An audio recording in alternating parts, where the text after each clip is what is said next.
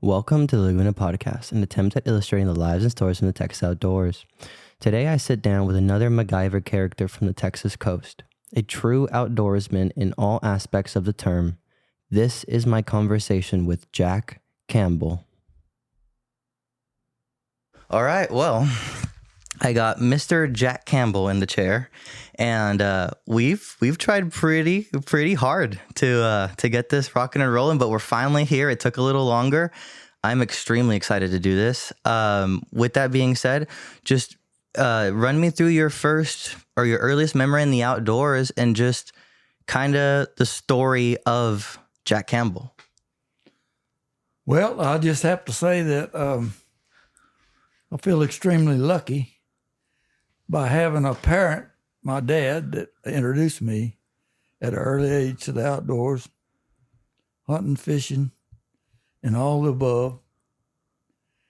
And probably one of the most memorable occasions that I had with my dad is my first deer I killed when I was like 6 or 7 years old.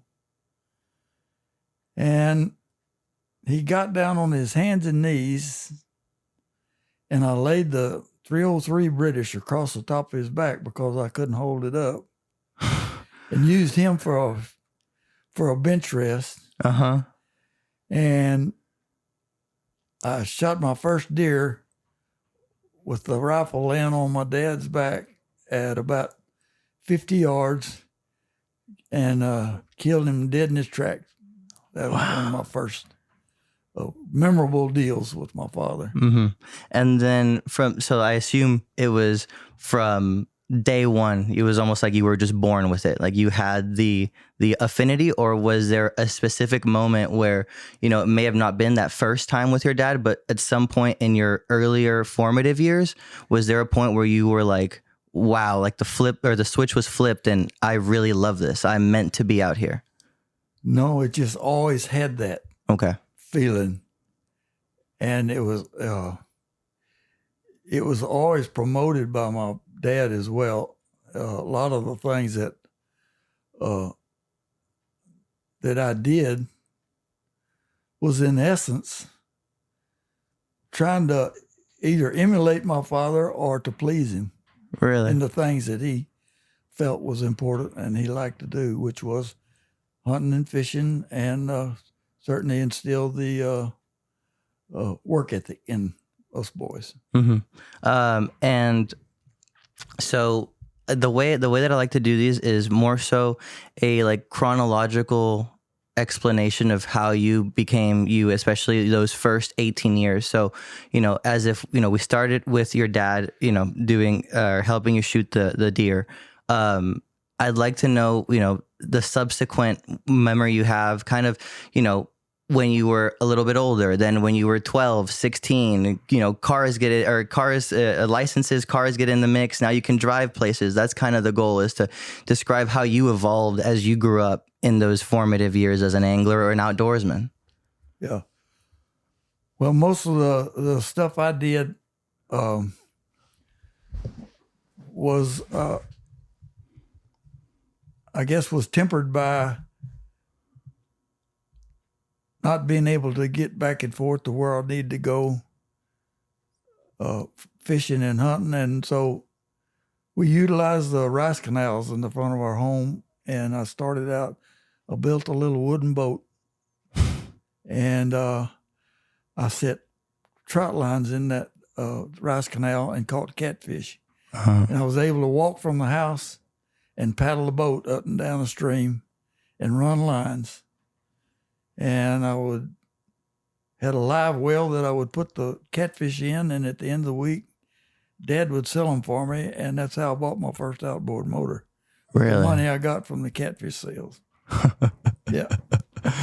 All right. And then from how old were you at that point, give or take? Now I was about 12. Okay.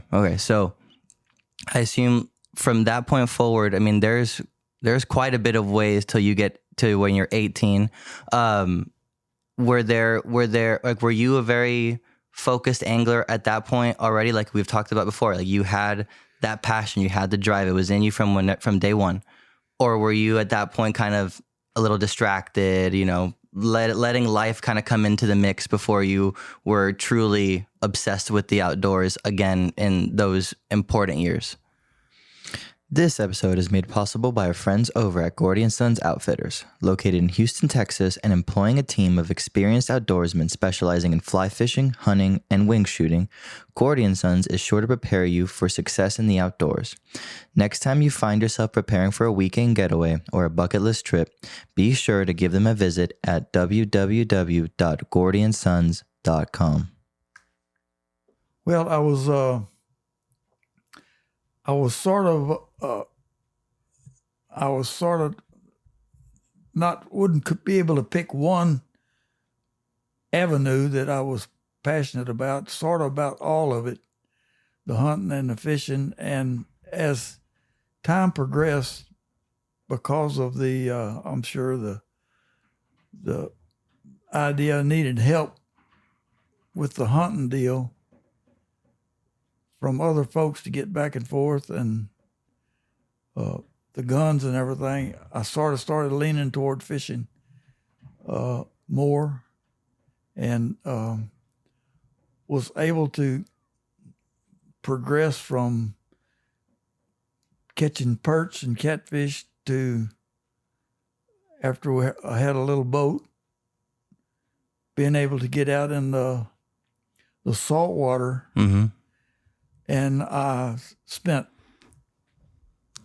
numerous hours and days in Welders Flats because it was close to home. Mm-hmm. And, a couple miles on the water, and I'd stay in there all day long. And I had a lot of my skills were honed in those early days by being alone and watching mainly redfish as they traveled up and down the shorelines of Welders Flats without anyone bothering them or anything, just the fish itself. And it was extremely helpful in learning what caused the fish to do what he did and why he did it. Mm-hmm. And back in those days, I was of a mindset to catch a fish any way I could catch him. Didn't make no difference. Bait, lure, I might throw a rock at one if I could get close enough. But those were very informative years. It's still back when the bays and estuaries, the water was much cleaner and clearer, where you could actually see fish better. Mm-hmm. And actually observe their intimate details about how they're eating and feeding, how they pick up baits. Their relationship with the environment, et cetera, yeah. Yes, and it taught me a lot about flounder. Was able to sight cast a flounder back in that era, in those waters, and watch a flounder pick up a bait, and the flounder doesn't actually gobble it down right away. Uh-huh. He just picks up a bait like a mullet or whatever, and he holds it in his mouth, and he'll slide down, lay on the bottom a little bit, and lay there for just a little while. Then directly he'll reposition that thing and take it on down. So he doesn't just gobble it up. There's kind of a series of a process. Yeah. And, that's some the ways we learn stuff. We're just watching it. Yeah. Yeah. It's pretty cool. Yeah. I mean, the word watching is a good segue for, I guess, a question I have, which is, I'm sure by that point you had already seen, some very miraculous things on the water. I assume some things that you don't see now. Would you like to kind of describe some of the views that you were seeing back then in those earlier years? Some of the things that I saw was redfish, and I call them travelers, without anything or anyone influencing them. I would see fish pull away and travel 200, 300, 400 yards. Just as a mode of travel, you could see their wake all the way. So they were right on the surface and just traveling. And I know they don't do that anymore. I'm not sure why, but I feel like it probably has a lot to do with boat traffic. It's actually funny. When we were at lunch, I was telling you that I felt like the bigger trout in the lower Laguna have learned to have used big mullet as like an indicator of where predators are, or like, where pressure could be, because those big mullet will kick off first. And then those big trout, I mean, to be a big trout, you probably have to know everything that's going on the flat at every moment. So because like you need to be a machine, like you have to be a feeding machine, right? And I feel like those trout have such a good tell, especially because I think that these trout are a little bit different genetically than the ones that died in the freeze a couple years ago. So I think that there's a little bit of like, overlapping theories there as to why those fish are a little spookier. Maybe that could be the same or a similar thing here. Yeah. It could be. It's amazing how just being on the water and being able to observe a fish's mannerism in their own habitat as they feed, and or if they just they're just milling around. Yeah. Not feeding, not doing anything, just being nosy. Just being nosy. And a lot of times that activity allows me to kind of tell what's on a fish's mind by the way he's acting. Where you realize that he may not be feeding, he just may be fiddling around and doing whatever they do to make them feel good. And it seems like a fish too that is actively looking for something to eat has a tendency to move upwind. And I think that may have something to do with their sense of smell and or their hearing, getting a better line on stuff upwind and then downwind. Getting information further away to their information center, whatever that is, smell, hearing, eyes. I have recently tried to think of fishing in terms of like where the water's going in the bay. Here it's a lot different because you guys have a lot more deep water, but where I'm at, it's like I read an analogy for the lower Laguna Madre that when there's wind tides or like wind affected tides, it's almost like you have a shallow tray and there's water in the tray and you move it from side to side or tilt it.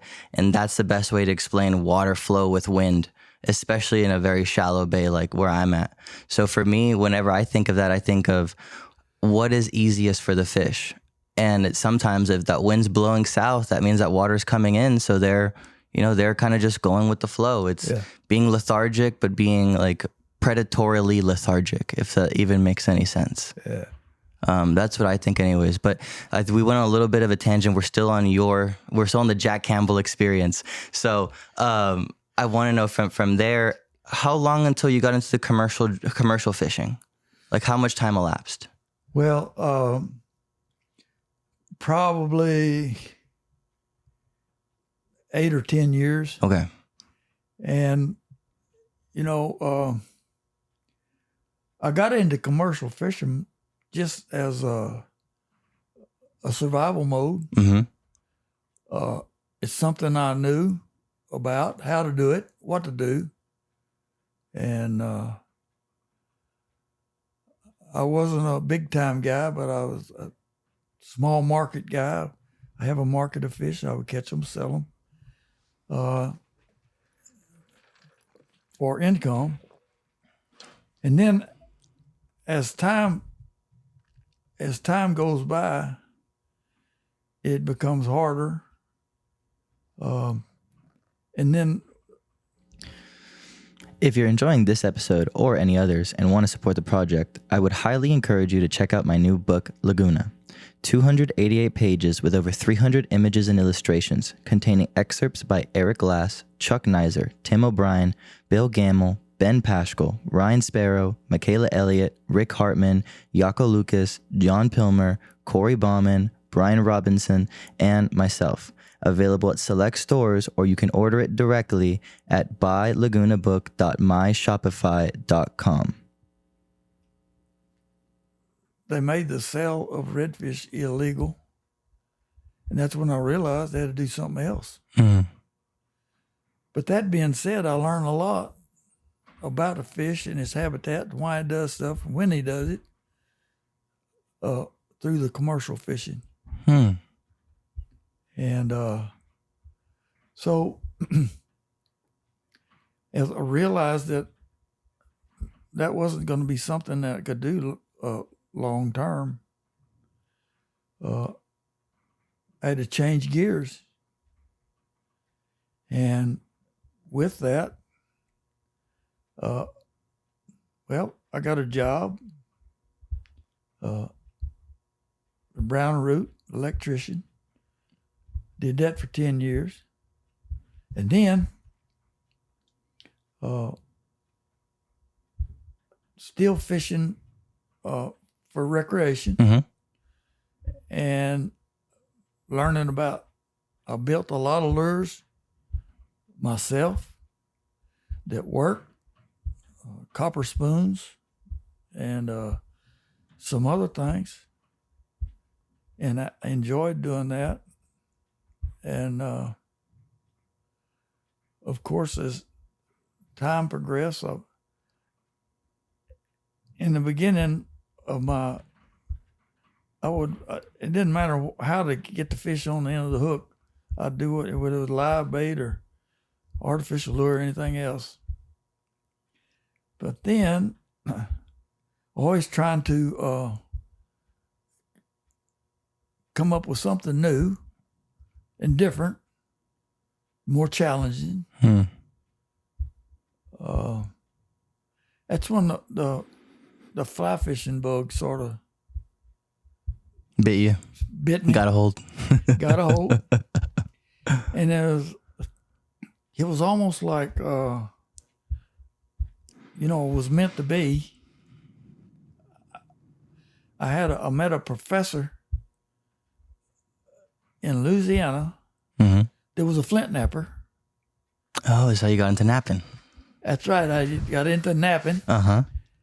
And I run into that guy, and he was a early stage of his napping.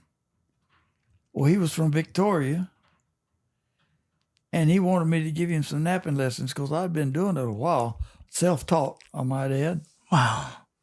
And I said, well, you come on down, and I'll show you some stuff and help you best I can.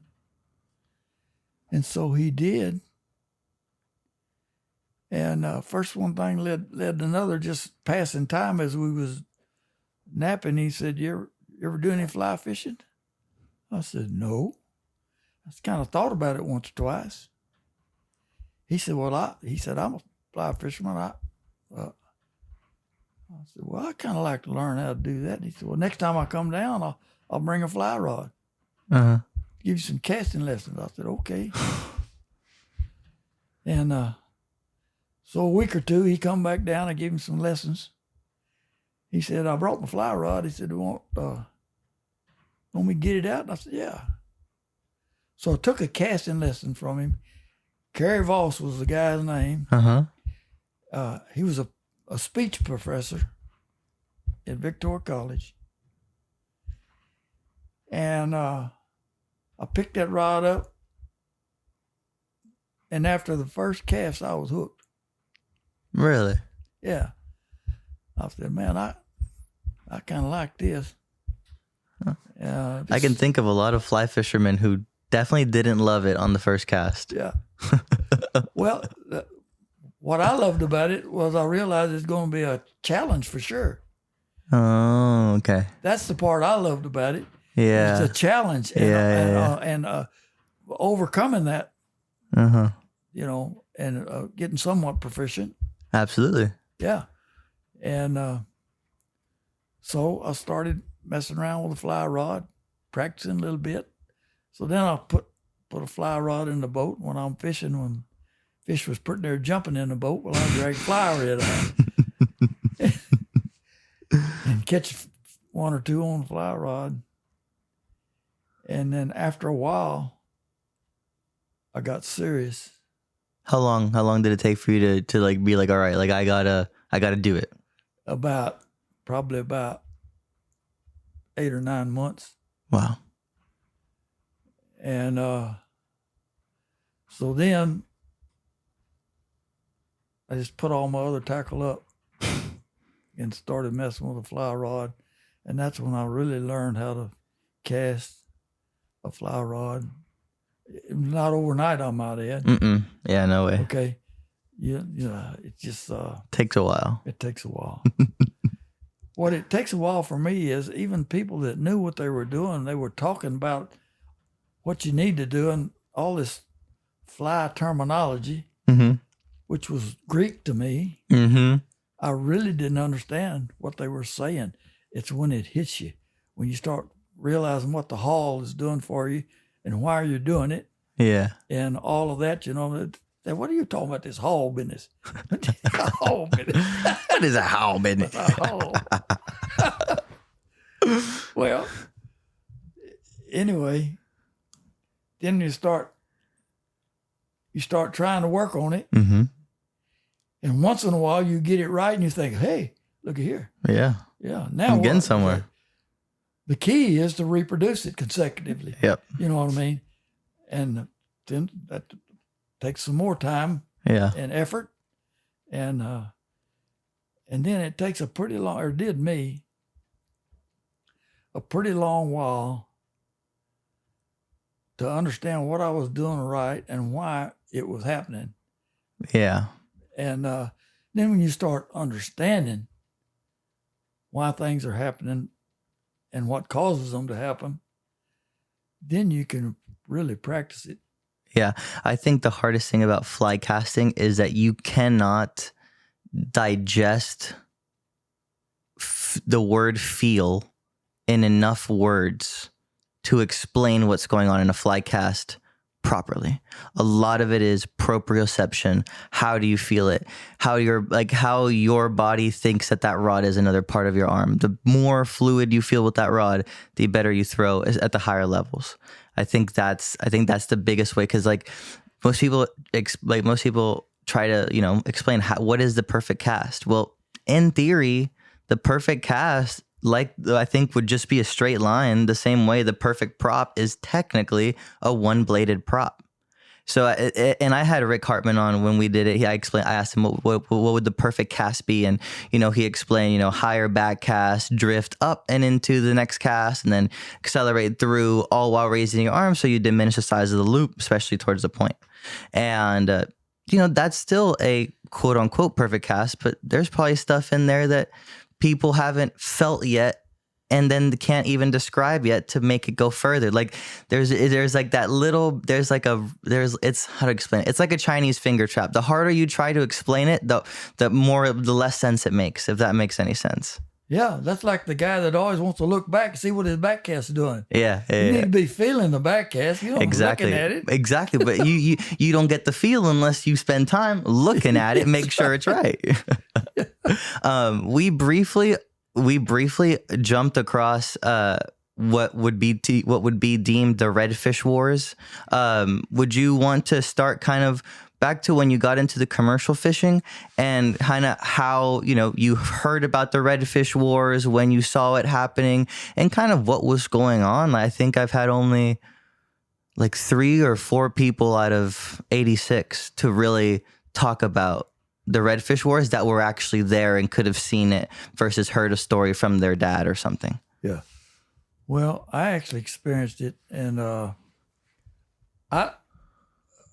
the guys, I was a young guy. I was alone. I didn't have a family to feed, and it was easier for me to change gears than guys that were established or had a family. Yes, had families to feed and were up in age, or they didn't feel like that. That's all they knew. Mm-hmm. And that's what they did. And for those guys to quit and try to do something else, it just wasn't attractive to them, and they just didn't have the confidence that they could do something else. It's like an old dog learning new tricks, basically. That's right. Gotcha. Yes. That's right. And so what I saw was a lot of guys that fought it to the bitter end. And of course, you had the folks on the other side that were pushing to ban netting fish, and it was ugly. Mm-hmm. You feel free to describe how ugly it got. Like, I want you to basically paint that picture, because I've heard it from Chuck. I've heard it from, I can't remember who, but his dad was someone who was very, who was, I think, a game warden at the time, or maybe he would go along with game wardens and watch them, with their thermals, check the guys who were commercial fishing and stuff. So, like, I would like to see if you could paint the picture of what that was really like and what the animosity felt like, Well, what little I know about it is these guys would go to extremes to try to stay out of sight. And they would also leave their webbing out on the shoreline somewhere, since they don't bring it to the dock. They would even go to points where some of the folks would have their webbing confiscated, and they would break into the law enforcement barns where they had it and steal it back. Stuff like that. We had a guy that showed up here in Seadrift and had a fish house, bought and sold fish, shrimp, crabs. And he came from Baffin Bay. And the Texas Rangers, because of his antics and stealing his webbing back, they carried him out on the King Ranch in a car with one Texas Ranger, and they told him more or less, if he didn't do something and move out of Baffin Bay, that they were going to leave him in the King Ranch. Yeah, I understand. Okay? Without going into detail. The forever stay. That's right. So that's when he said, yes, sir. He picked up his stuff and came to Seadrift and bought a fish house, started doing business in Seadrift. Okay. And, there's a difference between someone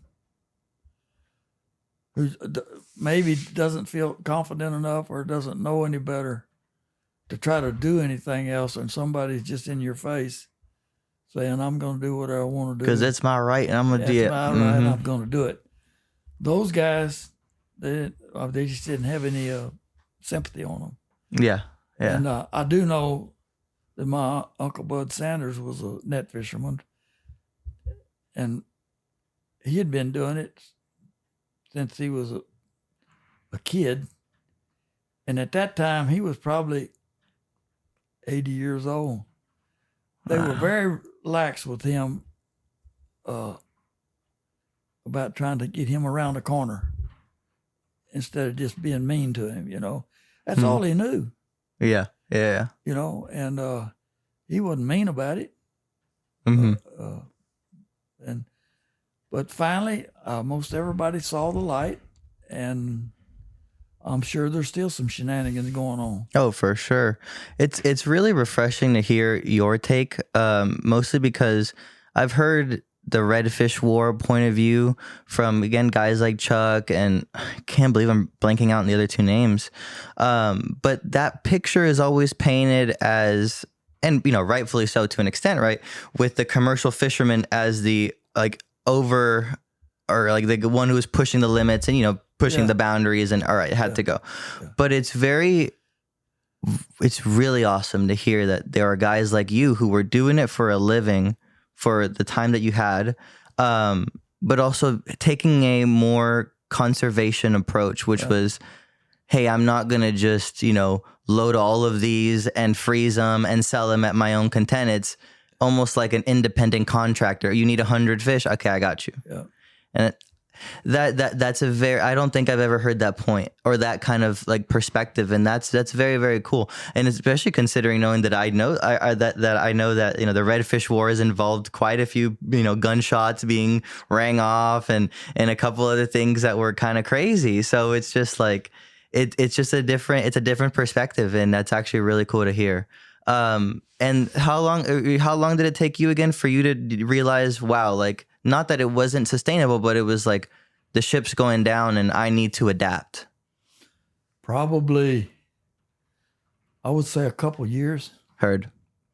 And I realized that it was not sustainable, and they weren't going to go away, and nothing's going to change. Mm-hmm. When did you become vocal about it? Probably when I got about maybe 20 years old. Was this after you? This was after you had, or you hadn't quit the commercial fishing, right? You hadn't quit yet. No. Like you were being vocal about conservation and that it wasn't sustainable while commercial fishing, which is, again, I really wanted to emphasize that. Like that says a lot about who Jack Campbell is, in my opinion. Yeah. But I'd like to know, kind of, were you met with animosity from the other commercial fishermen who weren't taking such a holistic approach to commercial fishing? Absolutely. I was. And I was somewhat ostracized. Yeah. Especially at meetings and stuff. But, you know, I would just say my piece, speaking my heart, you know what I mean? And, and I'll say that to say this. There are guides today that I butted heads with in meetings over the same thing. I'm not sure, back when we was talking about it, why 6 guys in a guide boat throwing live shrimp need to keep 60 trout. Yeah. Okay. Yeah. And so I was vocal against that, not just commercial fishermen, guides as well. You know, you count the number of guides on the water and fishing. I'm talking about live bait and stuff. Well, they catch a lot of fish. Yeah. Okay. Yeah. So if it's good for the goose, it's good for the gander. You know what I mean? Yeah. We're going to do some conservation. Let's do a little conservation. Yeah, everyone's going to do it. Yeah, I'm right there with you. Shut down the trout fishery. No keeping trout. I don't care. I wouldn't go that far, but I just say, you know, everybody should have to adhere by some. Yeah, no, I agree. Yeah, like everyone needs to put their part. Like you want to be able to fish this forever. I mean, that's the argument that's been presented for years at this point. It's like you want your kids to be able to fish or see the same things that you fish for, right? Yeah. And then the other argument is, well, it's my right to keep all the fish I want now, so I'm going to do it. And it's just this issue on and on and on. I feel I would like to maybe ask you personally, is there any cool anecdotal stories that you have from your commercial fishing days, stuff that you got to experience or see, that, you know, most people who may only talk to fly fishermen won't even understand or fathom or comprehend? Well, right now I'm really having trouble coming up with something.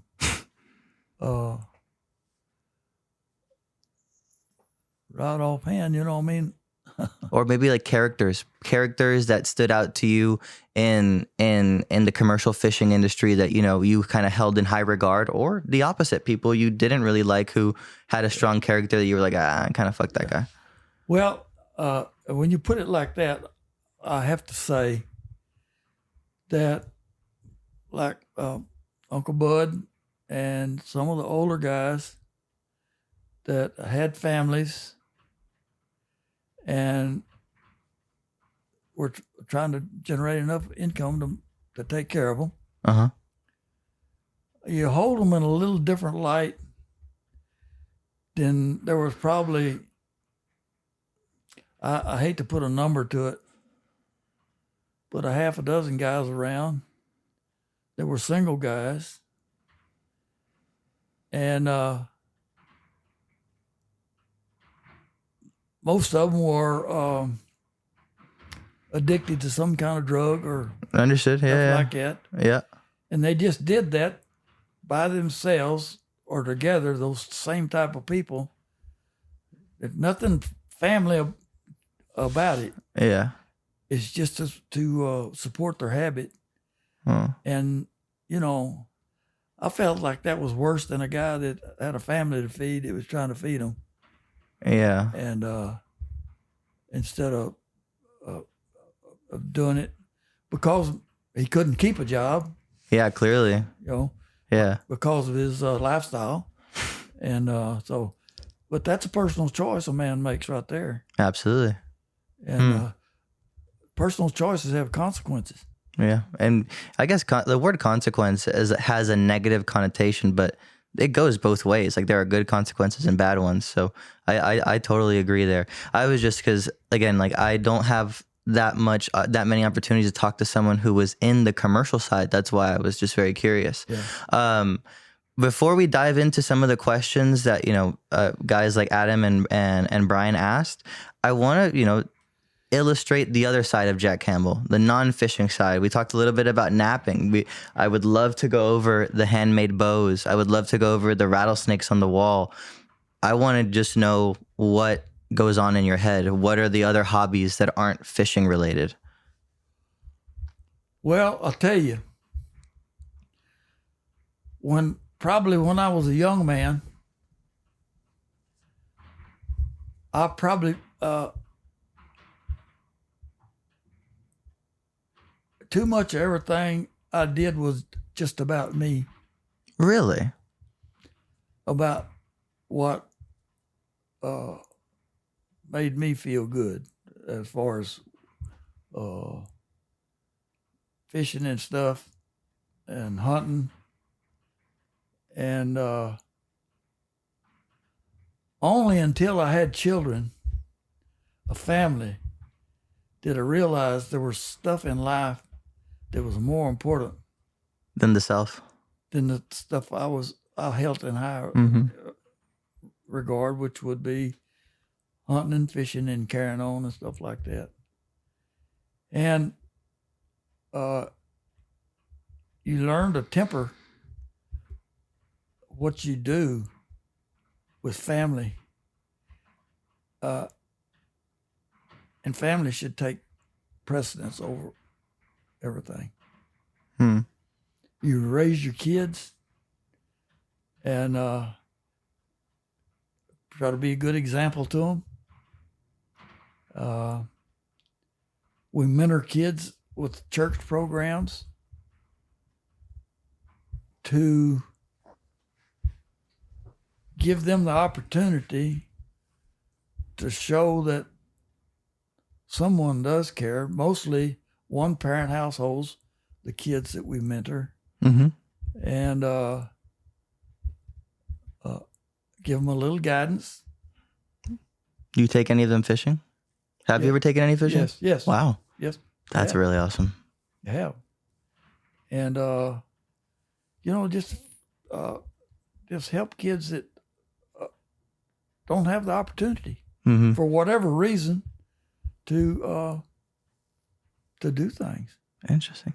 When I did a podcast with Chris Coulter, he also mentioned something very similar where he actually likes to try to give back to the youth Yeah. near Chris's Marine and stuff with the bowling alley and everything. Yeah.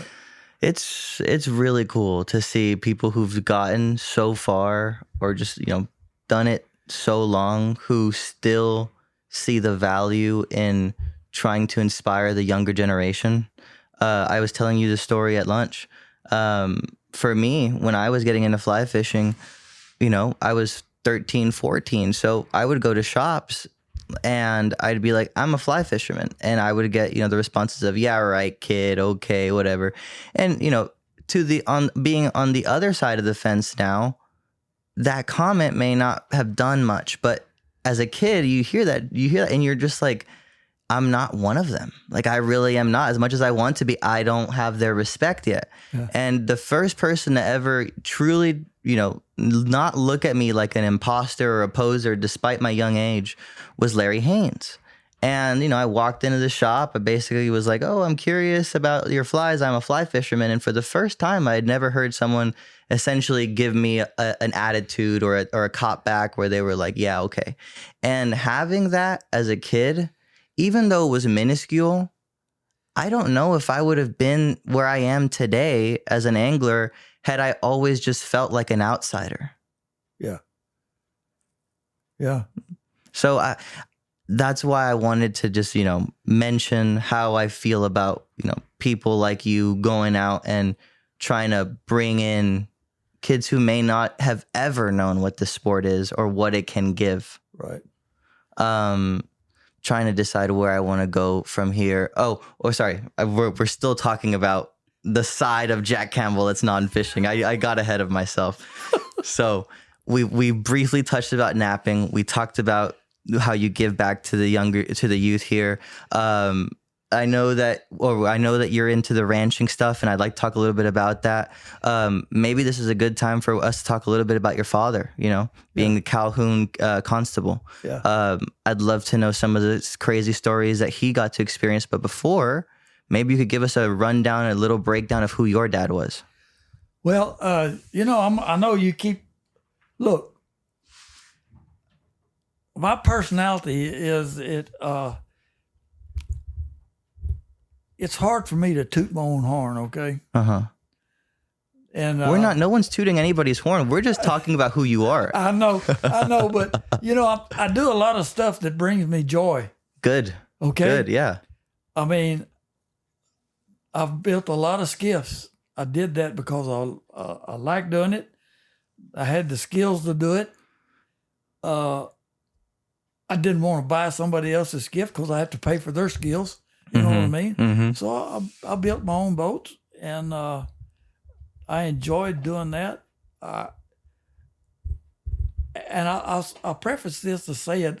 I got started a little quick. A lot of the things that I do because I like to challenge myself periodically with something that I don't know about or don't do, or maybe think might be cool, to develop that skill. Mm-hmm. All right. So, with that being said, I built skiffs. I learned how to play a guitar. You're in a band. We'll talk about that too. Yep. Play bluegrass music. Still love it. Wow. Be on a bluegrass cruise next week. And I love music. I learned, of course, how to fly fish was another thing that kind of turned my cog. And I like to work with my hands. I like to build stuff. Uh-huh. I like to take stuff and put it together to make something out of it when there wasn't nothing. Mm-hmm. Okay? So in that respect, I build bows. I do everything. I cut the tree down.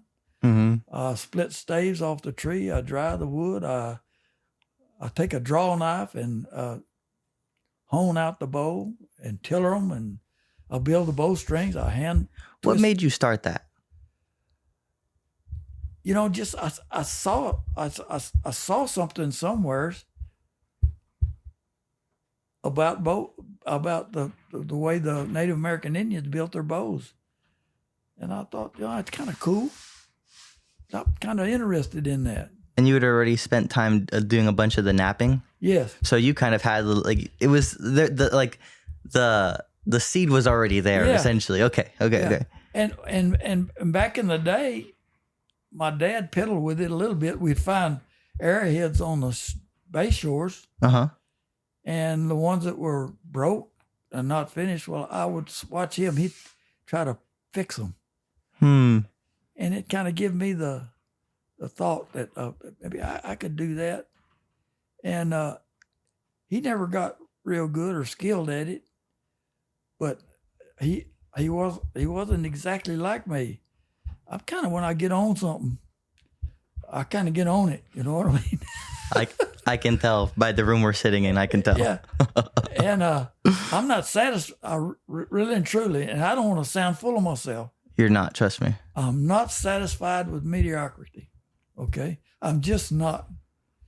And if I can't develop the skills to do it well, I just ain't going to do it. I'm just not satisfied with mediocrity. That might sound silly to somebody. No, it doesn't. Basically, like, the way I'm getting it is, the way I'm perceiving it, if I had to paraphrase it, it's, I'm not going to sell a version of myself that isn't the best version of myself at the things I choose to sell myself as. Yep. So that opened up a whole new world of building bows. And then comes the next phase. Arrows. I've got the arrows. Now I was going to go, I got a bow, I got to have an arrow to shoot in it. Yeah. So the technology in building arrows is another step. Yep. You know what I mean? You can bend pretty near your old limb some kind of way and sling an arrow. But if it ain't true and straight, you gotta fly off target, no good for nothing. So now I'm going to get into that. Building arrows, and you got to source the wood. You got to use heat to straighten the shafts, and it's just it's almost endless about the information that you can gain by getting into these deals like that. The other thing is, what is so cool to me is, I don't care who you are. I don't care how much money you have. I don't care how big a movie star you are or anything else, all right? But all that information that I've derived from what I do is in my brain and my makeup. I got it. They didn't have nothing to do with it, and they can't take it away from me. You basically have earned the respect that you've gotten in the fishery, or not earned the fishery, but earned it in the craft that you have chosen. Yeah. And it's mine. Yep. All right. And nobody can take it away from me. And there's a sense of pride, and in that. And so, I just go on and on about my personality and starting something new, and then not being satisfied unless I become somewhat proficient in doing that. And it drives me. Yeah. It drives me. I don't ever get up in the morning and say, oh hum, I ain't got nothing to do. Yeah. I don't know. I'm gonna go nap some. I'm gonna go nap a knife. Yeah. Whatever. Nap an arrowhead. Yeah. Yeah. And of course, then playing the music and singing with these bands and stuff. Yeah. I thoroughly enjoy that. I've made lifelong friends out of good-hearted people that one phone call, they'd be coming to my aid. Yeah, absolutely. Real friends. You know what I mean? Yeah. That you can count on. Yeah. Do you want to use this opportunity now? Because I asked a second ago if you wanted to talk a little bit about your father. Yeah. And we started talking about the other prompt. I'd like to kind of just have your summary of kind of who your father was, and then let's go like 3 or 4 stories or 2 or 3 stories of your father, like the big Jewfish. and then we were talking about one at lunch, and I forgot. But just some stories that really like showed who your father was, especially as a constable. Yeah. Well, my dad, he was a big guy, and big stout kind of guy, intimidating, if you don't want to call it that. Okay. All right, and he was a disciplinarian, and he knew how to keep us in line. Heavy-handed. Yep. So, but it was okay. I understand. It's okay. That deal's on you. Yep. You know what I'm saying? Not on him. It's on you. Yes. So, that's the way he was, and he was a cowboy. He worked on ranches when he was a kid, and he was the constable around here for 10 or 15 years, or maybe longer. I don't know. And he was held in very high regard, and he was very effective in law enforcement. Mm-hmm. Maybe not. Maybe use tactics that wouldn't fly today. Okay. Okay. But they were effective. But they worked. They got the job done, didn't it? And the thing that was really, I feel like, set him apart from a lot of my other friends' fathers is he included me in the outdoor stuff, the fishing and the hunting, where he taught me about some of the ways, that he knew. And some of my other kids that my age, their father didn't take the time to do that. Yeah. To teach them things that he knew. Mm-hmm. And of course, some things he taught me was okay. Some of them maybe not. Yeah. You know what I mean? But anyway, he was tutoring us, my brother and I, on hunting and fishing and things, and he was especially when he was a constable, he had the respect of everybody in the community and the county. Okay, and I know I had helped him some.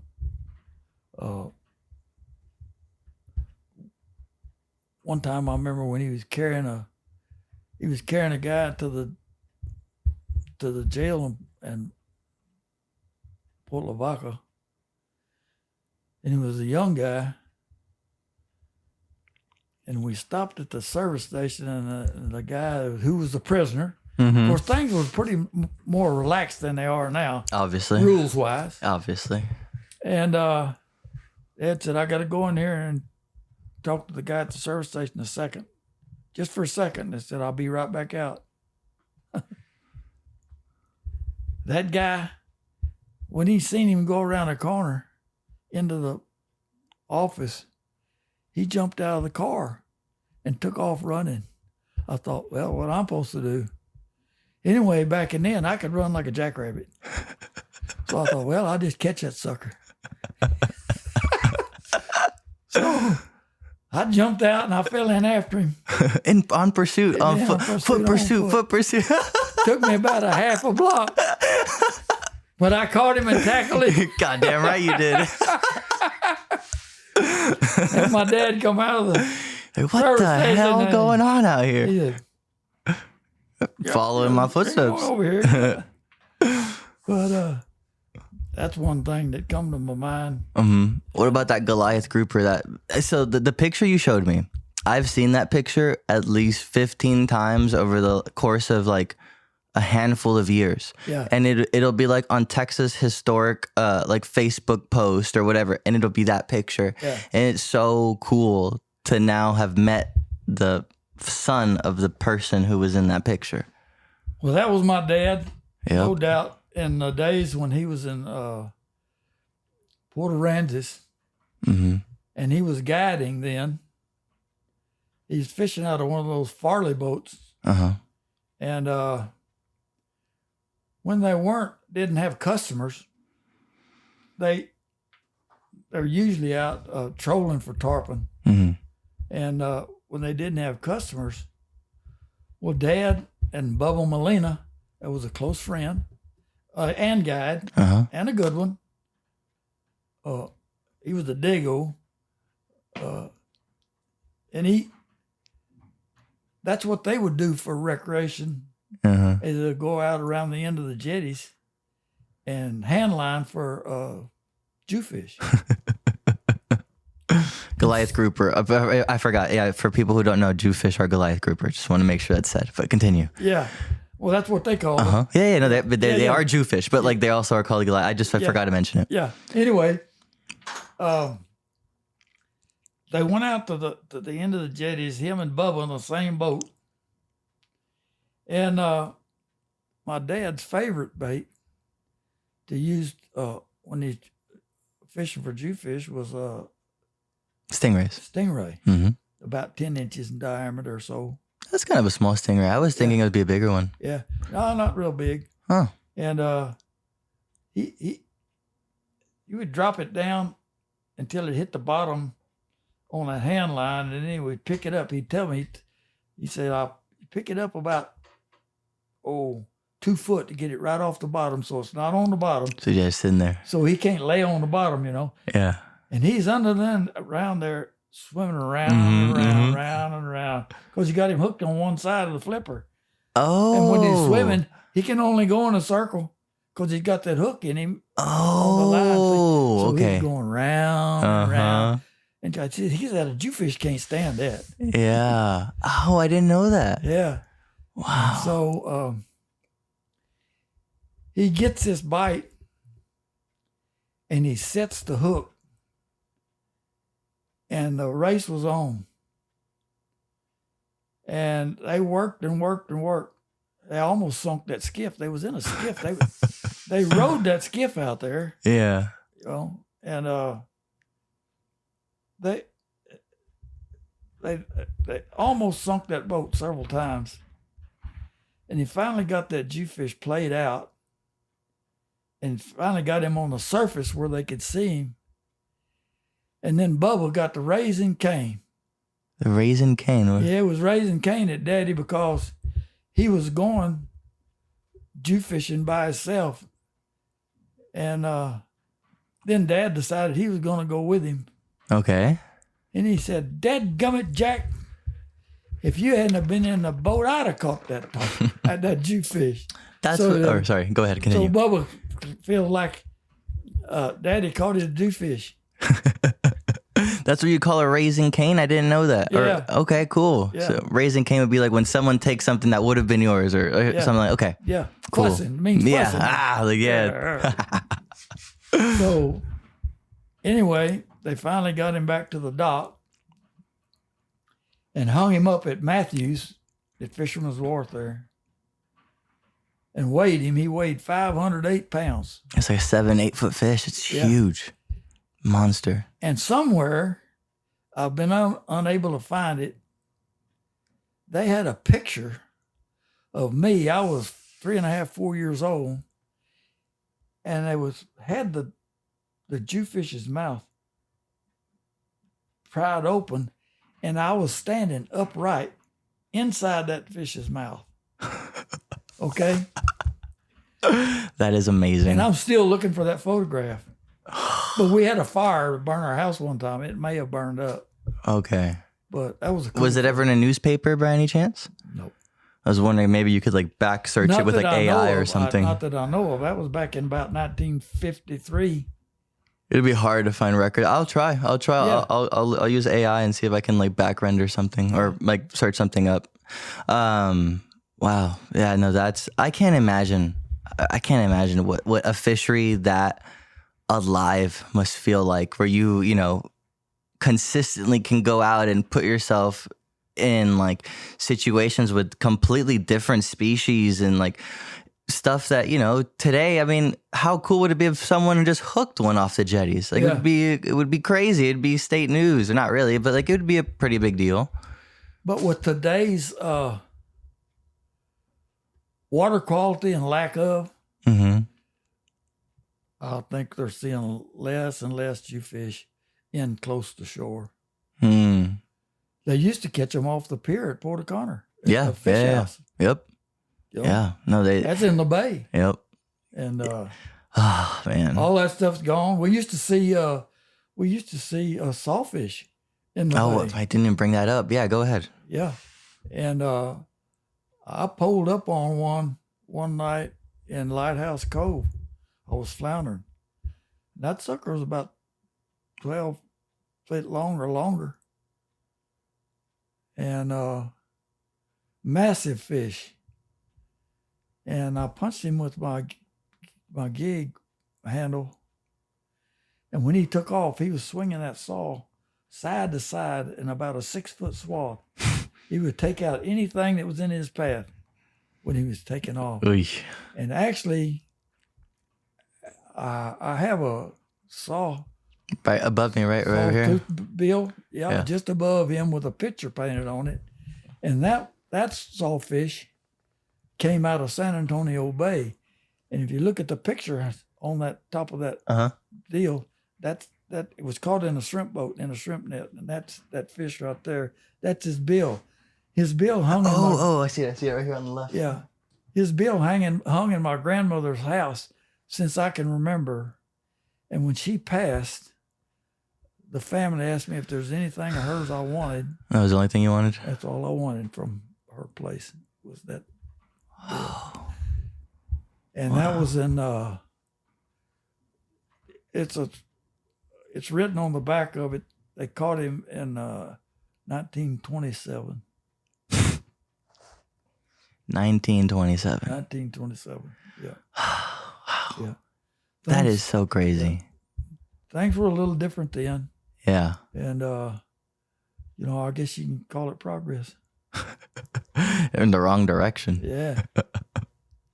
Well, what are some other things, now that we've been talking for about an hour, what are some other things that you, now that we're going to warm up, we're chatting for a good bit, that you can now think of that you wish you could see again in terms of fish behavior, or, you know, fish activity, or fish abundancy, or all? We talked a little bit about, you know, fish, you know, staying up high when you drive by them and everything, but I meant more so like, you know, seeing redfish act. Like, for example, one of the things I'd like for you to tell me is the redfish that jumped out of the water, stuff like that missed a crab and had to, like, you know, do the worm to get back in the water, stuff like that you know, you don't see often. Yeah. Well, I'm seeing less and less of that kind of activity, and you know, I'm no biologist or anything else, but I feel like that human existence and human traffic in our waters and estuaries is so much greater today than it was 20, 30, 40 years ago. Absolutely. That it has somewhat changed fish's mannerisms in a not necessarily a good way. And I noticed it in our tarpon fishery. That's actually exactly where I was going to go after this, start talking about some tarpon stuff. So perfect segue. And there's some places in the bay that I've caught lots of big tarpon. That picture right there is one of them. Yeah, that's the same one that's in KT's house, right? Yeah. Yep. Yeah. By the way, KT didn't have nothing to do with that. He crawled in the boat with me after I had him on the line. You didn't tell him I said that too. I'm gonna record this part on my phone. I'm gonna send it to him. Poser. No, I'm kidding. Oh, Lordy. Anyway, by the way, me and KT go way back. No, but KT is one of the coolest people I've ever met. I love him like a brother. Yeah. But he is what he is, too. Oh, mercy. Yeah. So you're telling me about this fish? Or, well, we're talking about, finding tarpon in the bays and how that's changed. Yeah. Well, it's changed in as such that traffic, that there's some places in the bay that the big fish, when they first ones that show up are the big fish, Mm-hmm. and they have places that they would ease into the bay and just lay up and rest, not really do anything, just lay up. But it's got to be so much boat traffic and through those areas, and it's not an easy area, to kind of run across because of the way the sandbars and stuff are. But there's so many boats anymore, they just run across all the water, and so they have it just has had a detrimental effect on where the tarpon in the bay. There's places there at the old Coast Guard station at Solari where 40 years ago, I can't remember ever running by there that there weren't tarpon rolling right there on the corner. Mm-hmm. It was just a normal sight. But way back in the day, I wasn't fishing for no tarpon. I'd look for something to eat. I was told that you weren't a fan of tarpon back in the day. That's right. That's right. I'd go around them. Like, oh, damn it. Dang old tarpon. And, but, okay, you got to explain why you weren't fond of them. Well, like I say, I was just fishing for stuff that we could eat. Oh, it's because the way KT had explained it was that, like, you guys would get upset because you were fishing for trout and redfish. A tarpon would eat it and then melt the gears on the reel or ruin the rod or whatever. And it was like, well, now we just don't have gear to go fishing. Yeah, all of the above. All above. They were just trash fish. You know what I mean? And they wasn't fit to eat either. Bony as hell. Bony as hell. Bloody meat. Ugh. And back in those days, we saw tarpon a lot at Solari, on the end of Farewell Island and Grass Island, Lighthouse Cove, and over there off of the Vanderveer Island, right off the beach there. We were not uncommon to see tarpon. Mm-hmm. And but it's changed a lot. Once in a while, we still see them in there. Yeah. But nothing is the same as it was. And of course, I'm gonna have to live with it because that's not gonna change. I mean, I feel like there are a lot of people who, if they had the memory bank that you have of the stuff that they've seen, I don't think they'd be mad that if other people weren't seeing it. I think they'd be pretty happy that they got to see it, which is so cool to think about. I mean, that goes for most, fisheries that I'm aware of, at least on this coast, is like, when I talked to Skipper Ray, he mentioned that, back when Tift was called the Tarpon Rodeo, that like during the tournament, you'd go out on the second day and you'd look down the ICW and there's, 15, 20 dead tarpon floating in the channel. Yeah. It's common as common gets in Texas. And that is crazy to know that the fishery was that diverse to the point where, it was a world-class fish. I think it still is, but it was truly world-class. We had the tarpon capital of the world in Port Aransas, and then Galveston was the snook commercial fishing capital of the world. Yeah. Those sound like two great things to have, things to brag about that we, kind of just went by the wayside. Yeah, it is happening. And they're really not going, there's no going back, I don't think. One thing that's fixing to happen to us right here locally is they're fixing to widen the ship channel. And where are they going to put the spoil material? I don't know. I can't tell you the answer to that. They're talking about putting it somehow or another in the bay. Yeah, you wouldn't like that in the bay if they put like another spoil island somewhere or you'd be completely against it. What I'm against is they're going to take flow away from the Pascavala, and it's going to close up. It's almost closed now. So they take any more of the hydrology away from the Pascagoula, it's going to be history. That's our calling card for tarpon.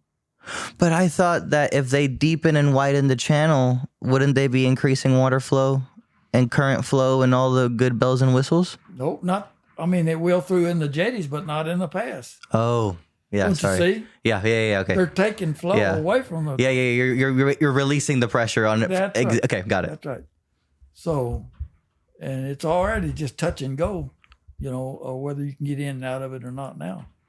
So that's going to be a bad thing for the tarpon fishery. And it seems to me like, let's see, what is it? This is a 2026. Mm-hmm. If you look, there's a few scales hanging around here. Yeah, I see them. Yeah. That's 2007. Oh, the book right there. Yeah. Okay. That's You got 2007. That's 20 years. Wow. Back when those scales were popped, we were catching lots of tarpon. But it has decreased Tremendously since then. And I think the pass, closing down the pass and the traffic out the pass is causing some of that. But you can catch tarpon around the jetties, but they've been run over so much, it's... Yeah. We get them up in the jetties too. I know there are some little areas actually in South Padre right now. They're removing the old bridge, and they're actually going to put it 10 miles offshore. The cool thing about it is the old bridge used to be exactly adjacent to what we would all call, I wasn't around at the time, but what they would all call the tarpon hole. Yeah. And now, because of the increase in current flow or artificial increase of current flow onto that flat, the tarpon hole has become a bunch of very tough and rigid edges. And so one of the cool things that I'm really excited about is when that bridge gets removed, I would love to go spend a couple mornings in the summer to go see if those fish eventually come back. And I'm not saying it's going to be a day and night difference, but what if it gives you one shot at a 40-pound fish? What a great way to start the day. I imagine. Yeah. You know better than I do. Oh, yeah. Yeah, you would turn down a shot. Hell no. I mean, you work all day for a shot. Sounds like me when I'm trout fishing. What was the best year you ever had tarpon fishing? Probably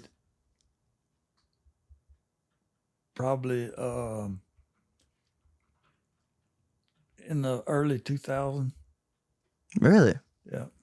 Describe it. What was it like? What was the average day like? Or something. I'm curious as to what the daily routine was for Jack Campbell in early 2000s, going out and putting big tarpon in the air. Well, I'd be lying if I told you they was there every day, because they weren't. Okay. Yes, I understand. You realize fish got a tail. They swim. Okay. But more times than not, as opposed to now, it was more consistent. Mm-hmm. And there was places that I have marked on my GPS with depths of water and certain places. And some of the oil rigs are gone that we used as markers back then too. They tore them up. Mm-hmm. There was pretty consistent, but there was just quite a few days that we would jump or catch 8 or 10, and Wow. That's not always, but I went anywhere from 8 or 10 or 2 or 3 to as many as you can catch if you have daylight hours to catch them in several instances. Wow. And there's one time in 42 foot of water, I got on some tarpon, and I've never seen it before or after this event. Now, two of my other buddies was out at tarpon fishing that day, and they blanked. Mm-hmm. I happened to get on these fish. They were in 42 foot of water. They were up on the surface. If you look at your depth finder, not only were up at the surface, it was solid tarpon to the bottom in 42 foot. So just a big blotch of red or whatever. Big blotch all the way, and it was maybe an acre or two big. Okay, so there's no, you can't even guesstimate how many fish were there. And look, and this is the only time I've been in it where it was just like that. They were belching up, just like you took a 5-gallon bucket of air, turned it down, and then turned it up. A big water bubble just come bloop up to the surface. They were belching out air. Crazy. And I caught just as fast as I can catch them. Look, when you hook a tarpon, and this is no joke, you know how many, you might stick 1 out of 3 or 4, or maybe more than that, you know what I mean? Yeah. And get you hooked up. When a tarpon would jump and he'd throw your worm. Another one would, oop. Yeah. As soon as it would hit the water, another one would pick it up. And that's the way it was. Isn't there like has anyone ever documented tarpon mating behavior? Do you know that? If they have or haven't? I do not. I think there's some scientists studying it. I remember hearing that it was really hard to find where they mated. What are the odds that you were one of the few people in history to ever witness tarpon mating? I have no idea. Do you have any friends who've ever reported seeing any similar things? Maybe your dad? Only one. Who? KT. You want to know why? Because he hopped on your boat? Because, listen to me. I'm listening. This is real. Yes, sir. This is real. A big squall moved in, and it got salty. I mean salty. Well, I had a fish on, and I really wanted to retrieve my fly, so I didn't want to break him off. And I stayed longer than I needed to, and it was raining and blowing, and the waves got pretty choppy. Mm-hmm. But I did finally get the fish in, and I've got my worm back, and I hauled buggy to the dock. Well, by the time I got to the dock, the squall had moved off somewhere. So KT and that other guy, what was that other guy that we were talking about that I told you was in South Carolina or somewhere? Scott. Oh, Alfred. Scott Alfred. Or Graham. Graham. Okay. Yes. They were at the boat dock with their boats on their trailers. And they were both talking about how bad a day they had. And I said, well, I left them. Scott said, baloney. And KT said, I'm going with Scott. I'm calling baloney on that. I said, well, KT, crawl your big butt in this field. Let's go back. Yeah. He said, okay. So we got back out there, and they were exactly the same spot doing the same thing. Now listen to me. This is what, there were so many fish. We went in KT's boat this time. He had this depth finder that had a alarm on it, and when it showed a fish on there, it would make a beep. Oh, okay. Okay, and his depth timer was going beep, beep, beep, beep, beep, beep, beep, beep, beep, beep, beep, beep, beep, beep, beep, beep, beep, beep. And KT's looking around. All of a sudden, he says, tarpon everywhere. Well, KT was hyperventilating. He needed a paper bag to breathe. He just go, and so we get a shakeout lines.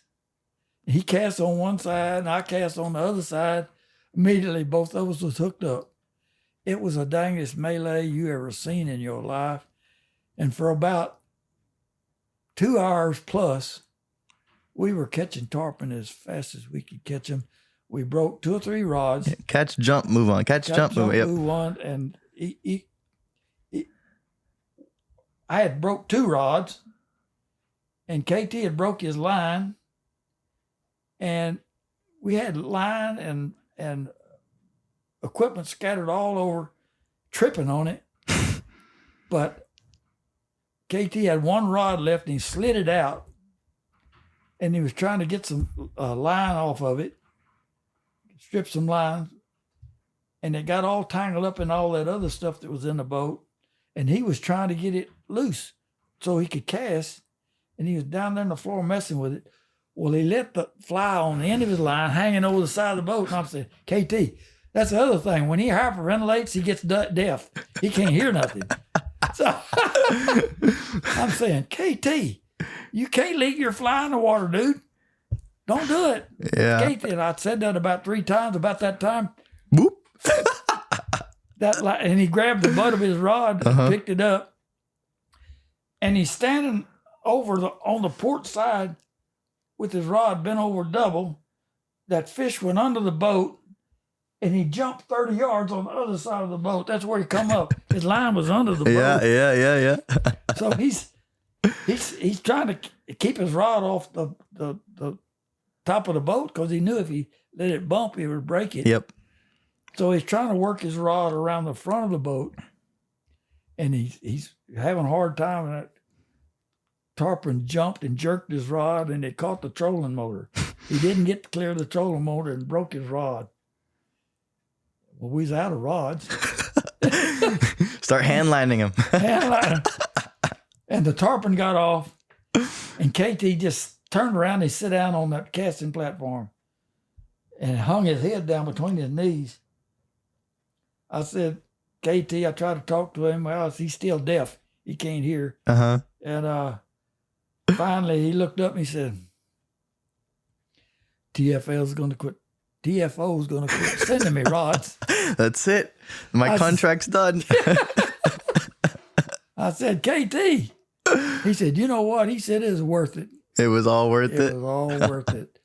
So that's a story right there, and it's true. Yeah. And the things that we've seen over the years, I've seen a couple other ones where tarpon was sliding, what I call sliding. There would be a bait ball, and they're coming up out of the depths, and they're coming up from all angles, and they get to the surface, and they're going like this. Like scissoring, crisscrossing, really no space for the bait to go. No, and I call it sliding. I guess scissoring tarpon sounds a little much. No, we were catching them just handy as all get out. Wow. But I don't see that stuff anymore. And I preface that to say that I'm not on the water as much as I was either. So that could be a reason why, but I don't think so, because these other guys that would have told you if they're seeing them. Yes. That kind of stuff. No, I think you're 100% right. When I had Craig Oatman on the podcast, he was, Larry Haynes's best friend, and he was the one who they were, out chasing the tarpon on foot on the sand together down in Sal Padre. And when the bridge broke down, they had to ferry over one of their extra cars, and they hated it because they had to basically start the day at 6 a.m. when the ferry opened. So when they were typically used to being on the sand and driving up at 4 a.m., now they're starting at 7:30. Yeah. But they were the only people on the beach fishing for that whole summer. And what they said was it was a night and day difference. There was jacks crushing on the beach. There was tarpon, like truly the numbers that we would have expected to see, all in a handful of weeks. That's actually a story that gets doubled over when you listen to people talk about, Florida during COVID. I mean, when that shut down, from what I heard, like the fishing got really insane. Yeah. So I think you're 110% right that it has to do a lot with just the boat traffic and human presence. Yeah. And those fish just kind of don't want to be around that. And so a couple times in my career, I've witnessed tarpon tailing on the Gulf Beach on a sandbar, just like a redfish does in the bay. I have never heard that in my life. Yeah. That is amazing. Now, I'll say also that I didn't catch either one of them because they were busy with something right on the bottom, whether it was a stingray, shrimp. maybe? No, those shrimp. Those big shrimp will bury up in the sand. Oh, okay. And there won't be nothing sticking out but their whiskers. No shit. I'm thinking that's what he was trying to get out of that sand. I've seen that twice. Tarpon acting like a bonefish? Yeah. Yep. Wow. I have. And, wow, man. I wish that I had, or that, like, not I had, but I wish that my area had a little bit more tarpon fishing. And it does, but it's, it's bigger boats, it's conventional rods, it's not really fly fishing friendly. But I don't know. Would you agree that I think you would agree, but like I just want to preface it by saying that like I feel like not every bay of the coast is equal. There are some where the trout fishing is significantly better. There are some where the tarpon fishing is significantly better. But what I find is that the people at the top of the tarpon fishing game or of the trout fishing game or of the red fishing game, at some point, it all kind of melds together, and it's more about how you understand the fishery and the way the fish move more so than the quarry you're pursuing. Would you agree with that, or? I would have a tendency to agree with that. Okay. Yeah. Yeah. I would. A guy that's a hardcore trout fisherman, I don't think he's looking for the right stuff where a tarpon would be, or trying to, you know what I mean? Oh, yeah. I'm talking about like the skills that it takes to excel in tarpon fishing and the skills that it takes to excel at trout fishing in their own rights. I'm talking about like in conventional only or fly only or whatever. Or even just in their own, like, I'm a tarpon angler, I'm a trout angler. Like, once you get so far in one pursuit, as what I'm saying is, you start to really realize that it's not about that one fish. It's more so about, again, understanding the fishery, being able to, again, like we talked about earlier, being able to talk with the fishery, be like, conditions doing this, I'm going here. Yeah. Yeah. And I think that's where, especially in fly fishing, because it's such a visual sport, a lot of the people who are good do that. And a lot of the people who want to be good never put two and two together, because as a sight fisherman / fly fisherman, you have this tendency to want to be a spot fisherman and not a Y fisherman. And I think that it's a really good thing that fly fishing is so sight fishing oriented, but I do think that it actually hinders a lot of fly anglers as well. Yeah. I can say this, that it's fly fishing, there's much to learn. Yeah. And when you find that guy says he knows everything and knows it all, you're looking at a liar. Get away from him. Mm-hmm. Just get away from him. Yeah. I don't need that energy. Because if he's not learning something, he ain't paying attention. I like that you said that, but I'd rephrase it to say if the person doesn't feel that curiosity for the fishery, then that means that I guess like the way I see it, that person doesn't have that curiosity, that want to know for the fishery. Why do I want to have that person be an influence to me on my boat, even if it's subconscious. I don't want some guy being like, oh man, it's too windy, it's too hot. Shut up. Like you should have been practicing. Yeah. Like it should not be too windy if it's 20. Yeah. Stuff like that, you know, like I want to fish with someone who, you know, put in the work to where it's like, okay, let's team up and let's really target these fish. Yeah. So, yeah. One time at the jetties on the west side of the jetty at Port O'Connor, when the sargassum grass was real bad and it came in on the beach and it matted up in that corner on the, I guess with the south side.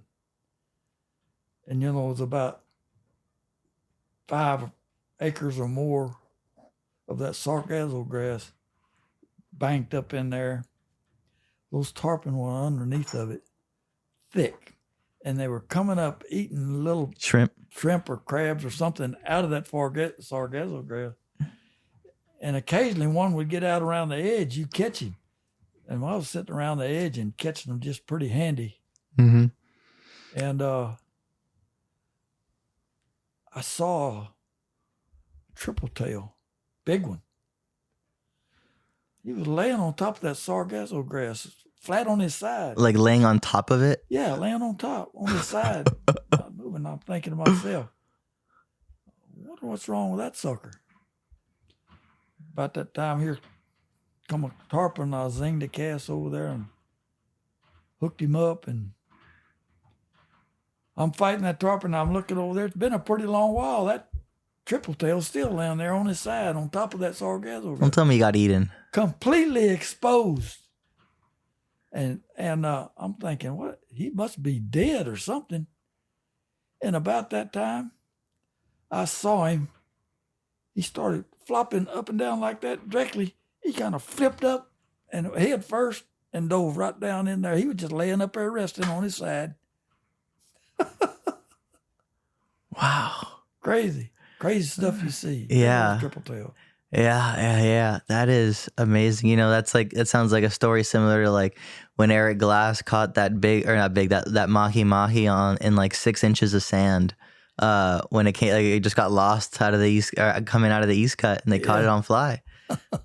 And that's crazy. Like it's crazy how wild nature truly can be if you spend enough time out there. Right. One of the things that I've learned, and this may sound a little woo-woo, if you will, but a lot of the time, like nature tends to reward the people who spend the most time out there.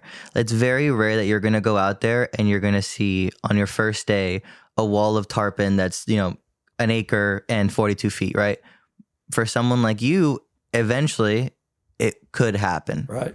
It's almost an absolute zero if it was your first time. So I find, and maybe it's like the more time you spend out there, the more you know what to look for, more you know what to appreciate, whatever. But what I'm getting at is like nature just tends to reward the people who have that like obsession by giving them more, like, you know, by giving them more like more of that drug that they want, which is being outside, seeing that stuff. Being outside. And the other part of that is, look, and every once in a while I have to tell a client this. Once in a while, I'll get a client that's very vocal and exacting about what he wants to happen. He wants to catch a redfish on a gurgler in 6 feet of then water. He wants to go catch a trout on this side right here. Then he wants to catch a sheephead on, then catch a drum on this, and you know what I mean? He'll have it all mapped out in his mind. Well, you know, if you do any fishing, that's not realistic. Some days it can happen, and some days it ain't gonna happen. Mm-hmm. And what I try to tell guys is, look, you can beat a dead horse, but he ain't fixing to get up and run, all right? Yes, I agree. So I'm saying this to say, look, take what Mother Nature and the water offers you. Don't be so headstrong on what you got to make happen. Now, you might make a run at it, but you realize that it ain't fixing to happen today. You just take what's offered to you. Yeah. And be good with it. Yeah. It's not only that.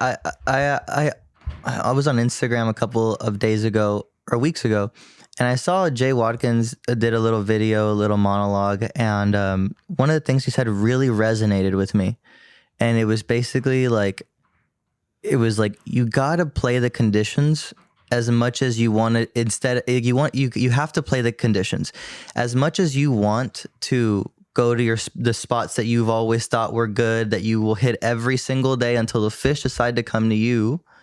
Like, those are not productive spots until the fish are there, right? And one of the things that you said that really stuck out to me that I try to actually use a lot in my fishing now is you have to be willing to miss. Yeah.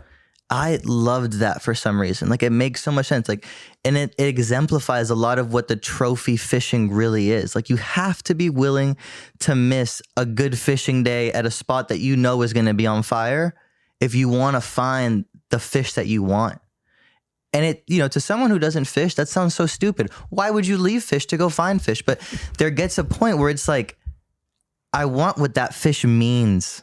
I want the fish that says, I embrace the suck and I fucking bled for it. Yeah. More so than, oh, it was just handed to me. It's cool and I'm lucky. I hate that. Like, I want to say that I called that fish. I knew where it was going to be from 60 miles away when I started the day. Even though it's not true, I want to feel that I really understood that fish when I caught it. Does that make sense? You know something else that turns my cog, and that is, I get clients on the boat and they just oogle and ogle over big pods of fish tailing. Yeah. I'm the guy that I would much rather be one-on-one with a fish, okay? Yeah. Okay. Not casting at a big water fish, you know what I mean? Yeah. I want to be one-on-one with this guy, and I want to see what he's doing, and I see what he's thinking. Why it's happening, why it's not happening. What can I do to make it happen? Mm-hmm. You know what I mean? And you got to be pretty intimately in touch with that fish to get that done. But lots of times it'll pay off. Yeah. It's almost like you are pseudo anthropomorphizing fish. Like, you're sort of like giving them a character. Yeah. You see it a lot with, I think, big trout and big redfish. The little ones, I mean, they tend to always pretty much either be very nonchalant or very aggressive. But the bigger fish, especially big trout, a lot of time you see them, and even, looking at them through the lens of where you're characterizing the fish, they all seem like they have such a bad attitude. Like, they don't want to play at all. It sucks. But it makes that one fish that, you see that fish laying in the grass, you throw strip, pause, strip, pause, strip, pause, strip, and doof, and it eats. And you're like, I got you. I fucking got you. Yeah, I got you. Yeah. I think that people, the person who can do that deserves that fish. Yeah. Versus someone who, again, just said, oh, I want to go try to catch this fish, put me in a spot so I can blind cast. The fish caught as a big single, to me, is a lot cooler than a big fish that came out of a school, like you just said, because there's the room for error is dramatically smaller with the individual fish. Right. And you really have to be a fly angler versus a fly caster to really do it. Like, that's the difference, is you have to fish that fish versus just get it in there and move it away. Yeah. There is a difference, I think. It puts you on a very exact course. Yeah. Okay? And it's on you if you foul up. Nah, I'm gonna blame the guy in the back. Don't worry. When you and I get the fish, I'm gonna be blaming you. Don't worry. Okay. God damn it, Jack! You missed it, Andres, but you're on the front. I'm wise. I didn't get this old for nothing. Oh. All right. Well, we're an hour and a half. I think it's time for us to pull out some of the questions, unless I'm missing something. Is there anything you want to mention right now? We've talked a good bit about tarpon. We're going to get into some of the silly stories that Adam and Brian both sent me. Speaking of which, I'm going to take this opportunity to give a shout out to Adam Bright Niker and Brian Saunders for actually pushing me consistently to come do this podcast, because I wanted to do it, but the fact that you were 4 hours away was a bit of a limiting factor, especially considering we both have pretty busy schedules. And I'm really glad that even a couple weeks ago, Adam, I think, called me or texted me and was like, "Dude, go fucking do it." I was like, "All right, bet, done." So big shout out to those guys for really being able to help out there. But now back to what I was saying. Is there any other parts of you that you want to mention before we do these kind of questions? Because we'll probably go into tangents on these too. Yeah. But I just want to make sure that you're happy with what we've done so far. I am happy, and a lot of stuff I probably wouldn't have thought about, and a lot of stuff I'm probably not thinking about. I'm sure there's a lot that we could be talking about that you've just forgotten, and not by on purpose, on accident too. Yeah.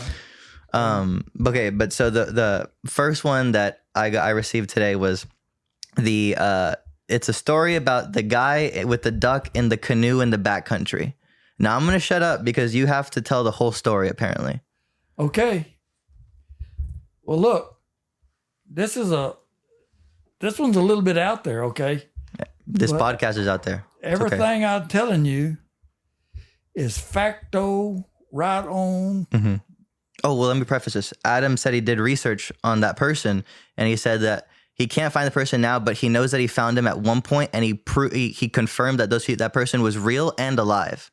Yeah. But he couldn't remember the name, couldn't find the name. But So yeah, there's another witness account of research done on this person. Yes. Okay, so this story started out on a very cold, I want to say it was in a January day, when I was in the barn working on some of my stuff, and I got the urge, or an itch, whatever you want to call it, to go pick up a bucket of oysters and have oysters for supper. Okay. Normally when I get an itch, I scratch it. Okay. The weather was horrendous. It was blowing about at least 40 miles an hour out of the north. It was about 45 degrees, if not a little colder, and drizzling rain. Sounds like this morning. Yeah. And I told my wife I'm fixing to go pick up a bucket of oysters. And she said, "What's the matter with you?" I said, "Same thing has always been the matter with the homie, and I ain't changing."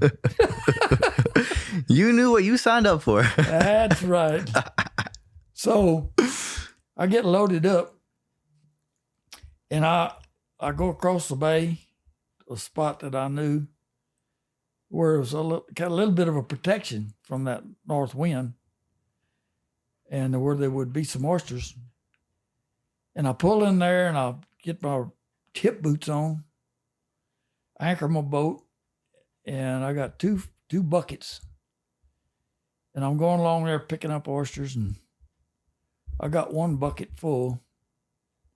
Get the other one out of my boat. I was going to get another one. And I put about 2 oysters in it, and I looked up. And right at the mouth of South Pass Lake, I'm thinking, what the heck is that? So I got to watching it. It was a canoe. There was a guy standing on a box in that canoe with a paddle. And he was paddling across South Pass Lake, across the mouth of it, into the wind, standing up. And I'm thinking, boy, how weird is this? So I keep picking up oysters. And he was really having to work because it was blowing. Mm-hmm. And the waves was bouncing him up pretty good. He finally gets across the lake and starts getting under the shore where he can make better headline. When he starts getting closer, I can notice he's looking right at me. he ain't looking where he's going. He's looking right at me. Well, now I'm thinking, well, I'm looking at him too. Okay, I'm thinking, what's up with this guy?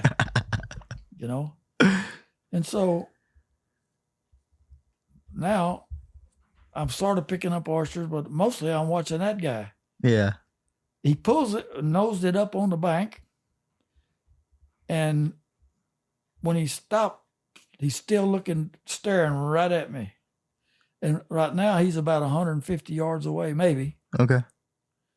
And so I can see him pretty good. He's a weird looking sucker. Okay. And I'm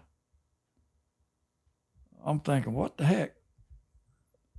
And directly, he took his paddle and pushed his nose off the bank and turned and started paddling right towards me. And I said, "Whoop, look at this deal." Okay. So I'm thinking, I've been on the water all my life, and this is about the weirdest thing I ever come across. And so he keeps paddling. He's like that, and changing sides, still standing up. And so I think I take my bucket and I start scooching over, and I get right by the side of my boat. My thought process was, I don't know what this dude's up to. Yeah, let me get stable. But I'm going to get over here next to this boat. There's a dadgum push pole in there, and there's another thing I can get a hold of if I needed to. Okay, yeah. And so I didn't feel like I was standing out there with my pants undone. You know? Yeah. So he comes on, and he gets about far from here to the end of this building right there. So this like room, 20 foot, like 15 foot, 20 foot. Yeah, 40 foot, maybe 30, 40 foot. Okay, yeah. Yeah.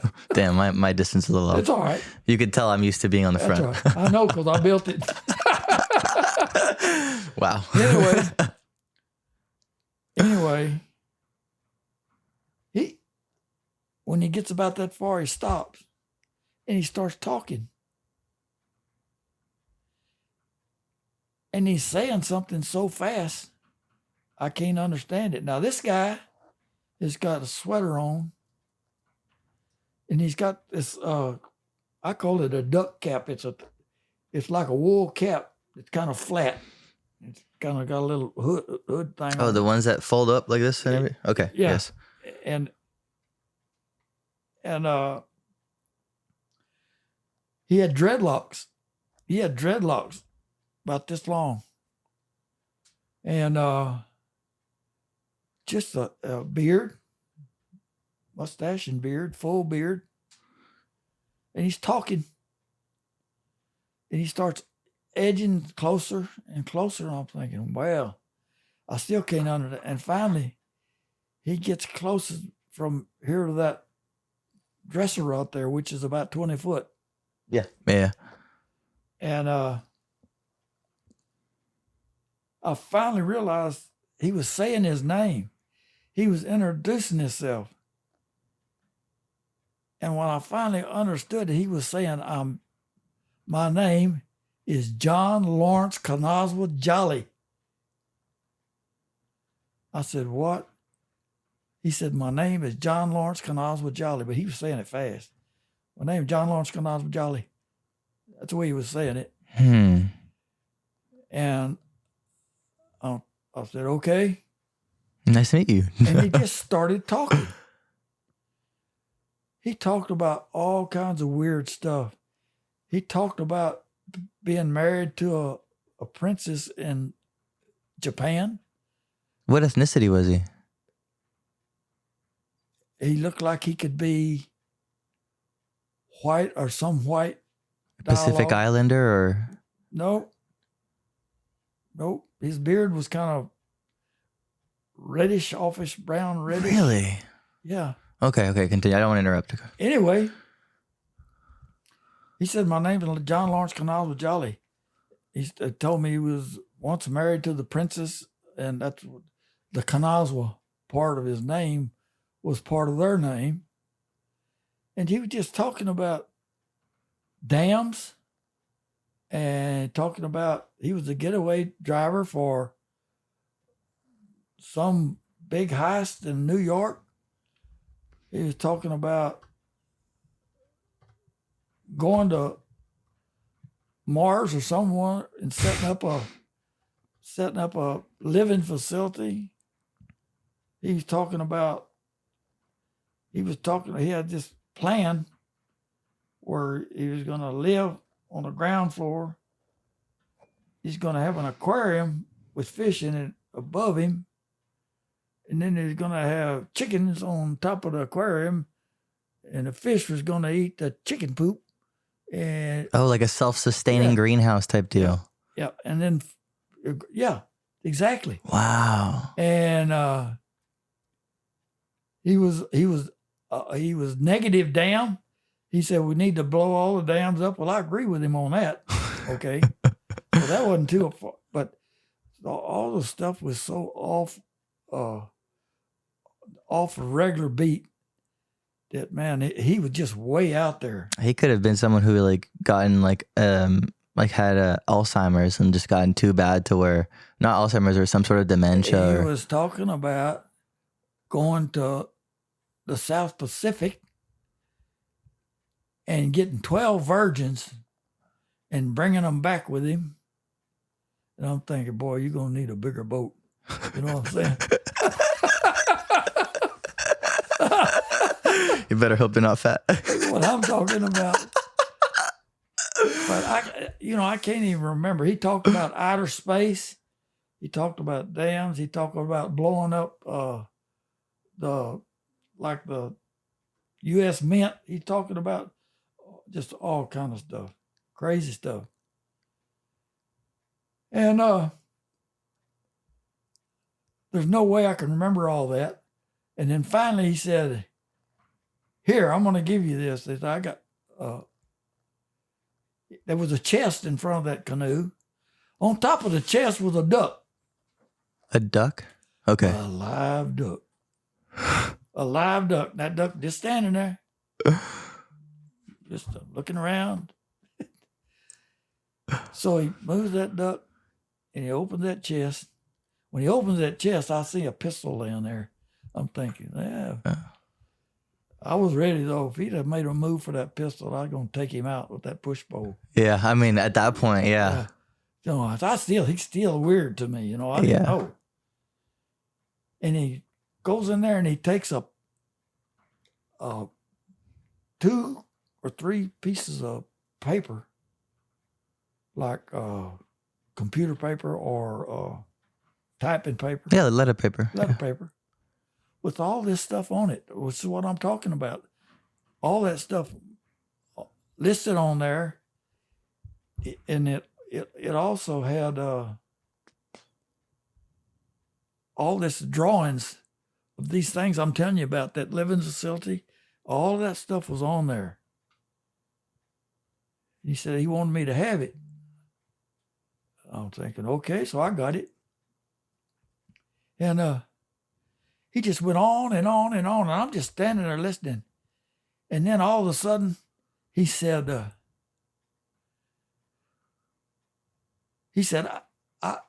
haven't talked to nobody in like 3 months. And he started out at the headwaters of the Mississippi River, come all the way down the Mississippi River in that canoe, and was coming down the coast, headed south, I guess. And he said, I haven't talked to anybody in 3 months. He said, I needed to talk. Damn. Said, okay. And he said, thank you for talking to me. He backed that thing up and started off over there. There's a little cove in the north side of South Pass Lake. And I know the country like the back of my hand. Uh-huh. That cove is where a little slough used to go up in there. Oh, try to speak into the microphone. Oh, I'm sorry. Yeah, you're good. It's a little slough that goes up and it dead ends in about 15, 20 yards. And so there's a little finger that juts out there. We went behind it, went up in there. It hid him from view from where I was at.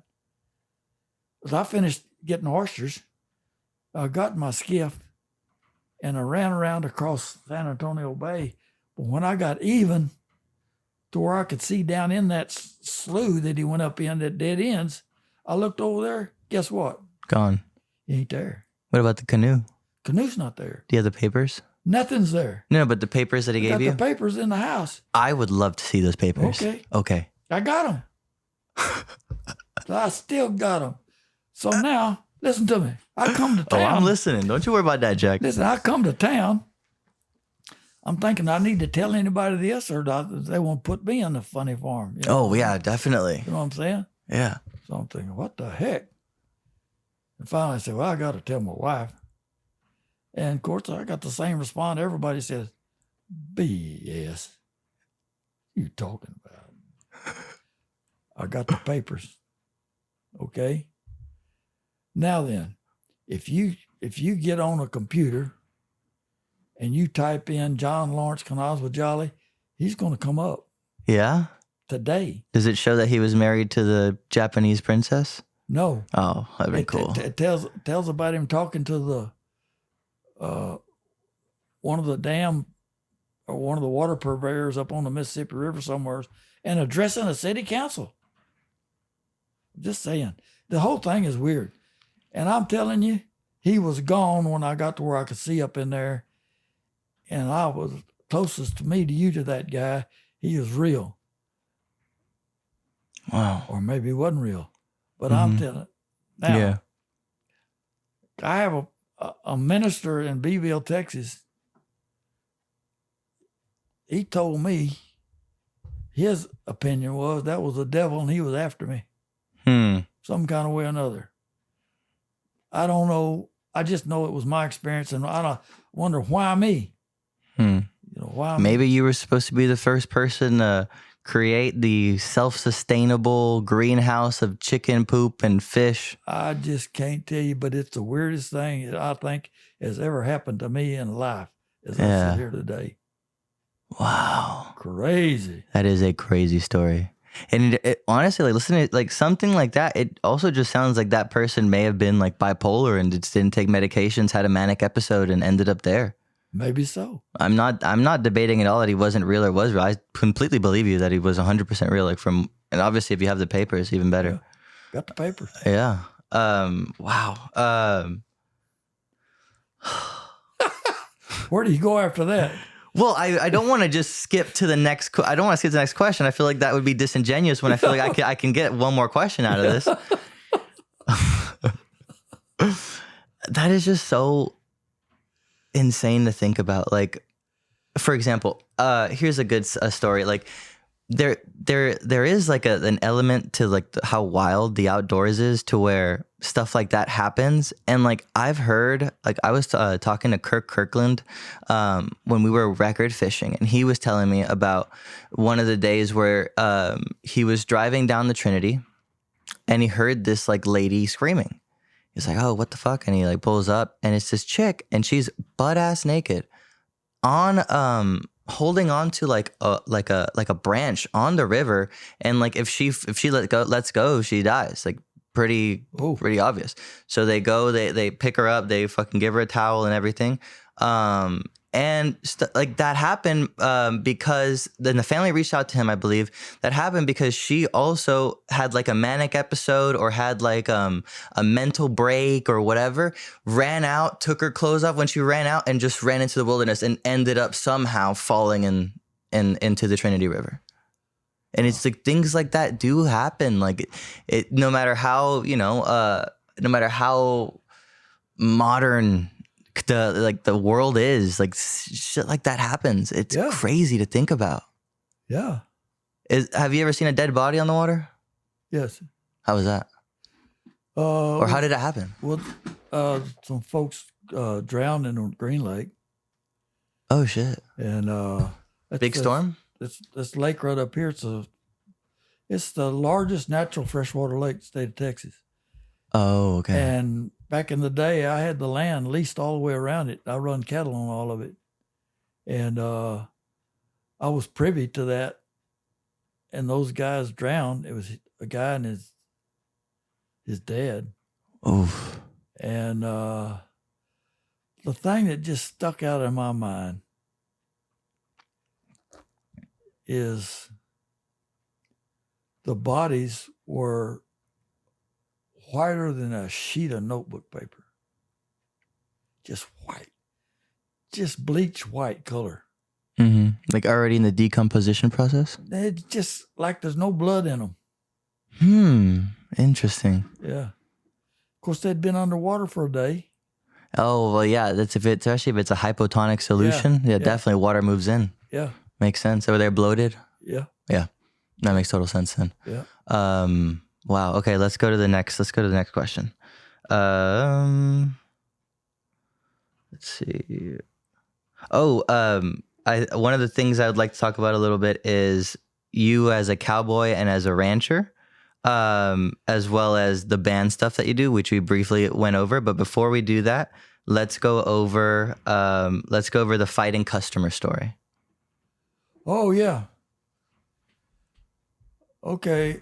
Well, I guess I'll preface this to say that this guy came to me from Austin. Okay.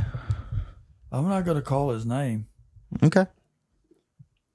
And I got a call from the fly shop in Rockport.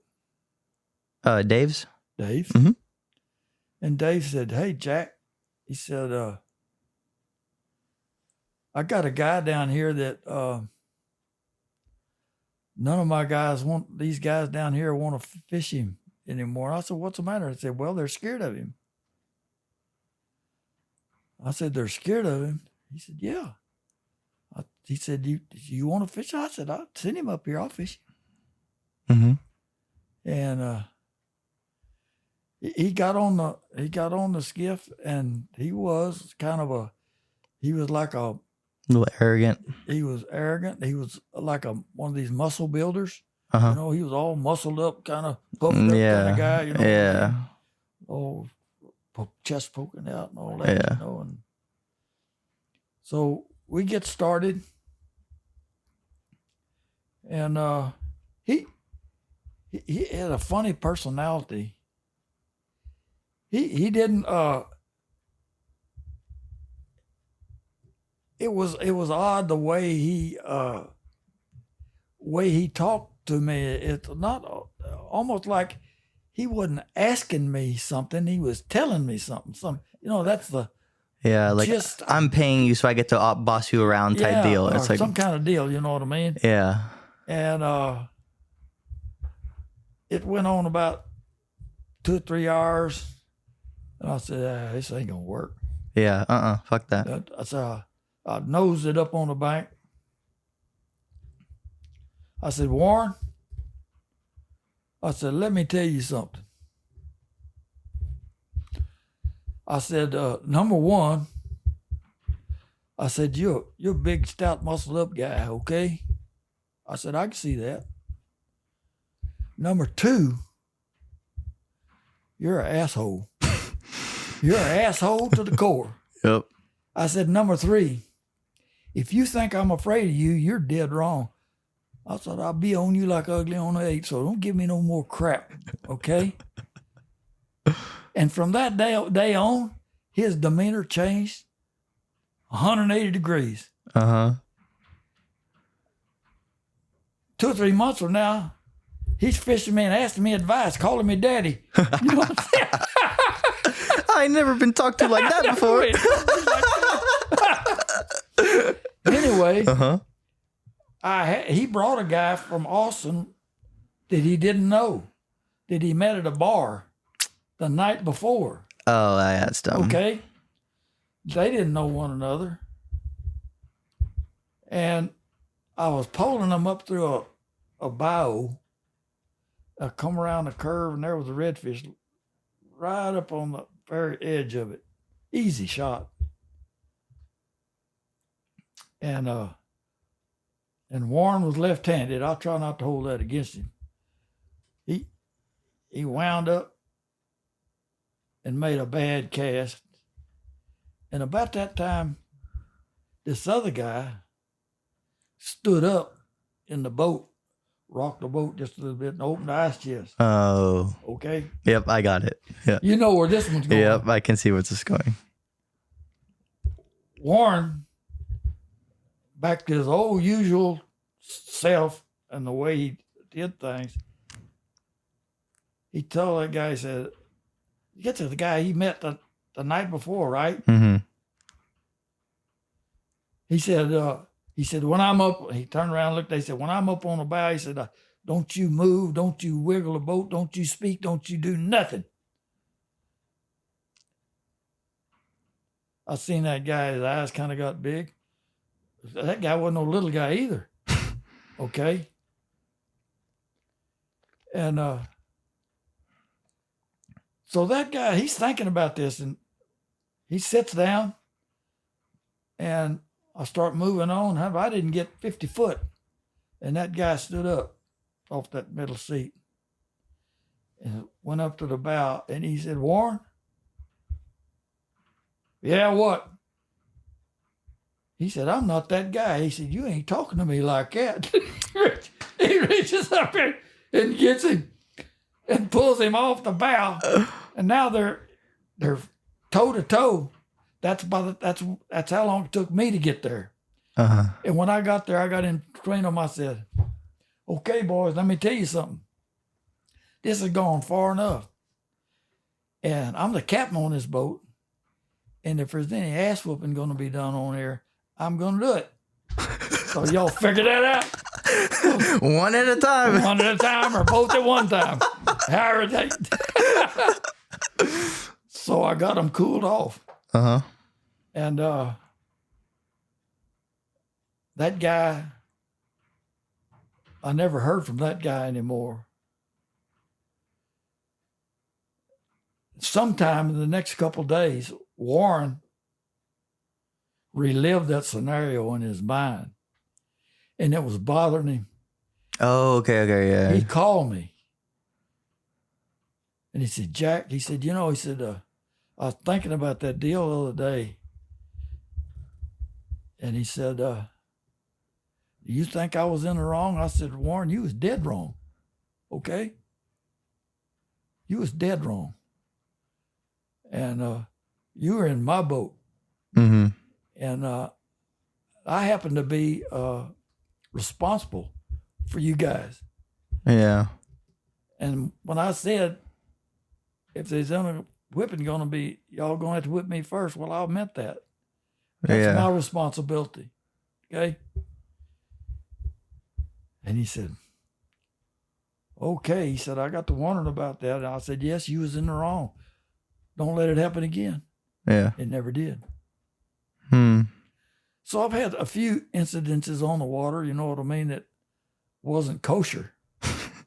But, luckily, it's never come to fisticuffs. It's very close. Yeah, absolutely. I mean, it definitely got a little physical with the alligator. Yep. It's your segue to give me that alligator story.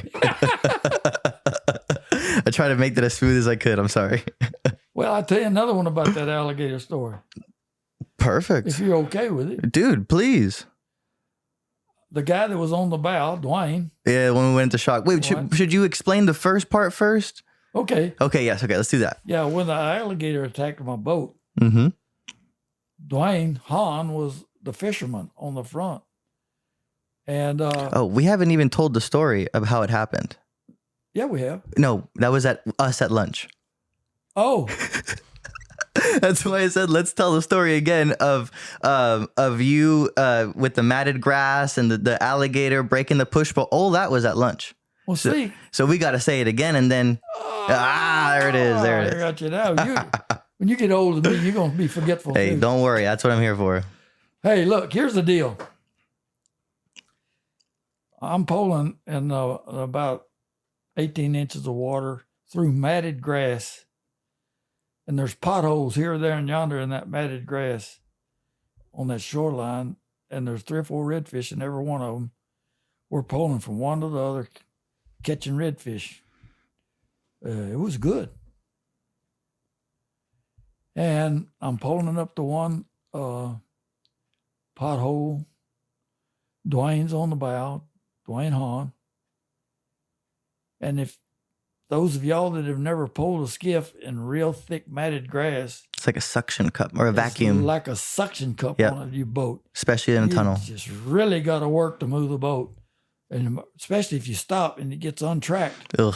You know, you just can't hardly. Anyway, I'm easing along there. And all of a sudden, the water right next to my boat, within 6 inches of my skiff, just exploded like a bomb blew up. And there's a dang alligator about 13 foot long. He slapped the front of my skiff with his tail and grabbed the gunnel of my boat right below my poling platform where I was standing and latched on and held it. Almost knocked me off the poling platform. And Dwayne turned around and backed up against that line mender, and his eyes was big as saucers.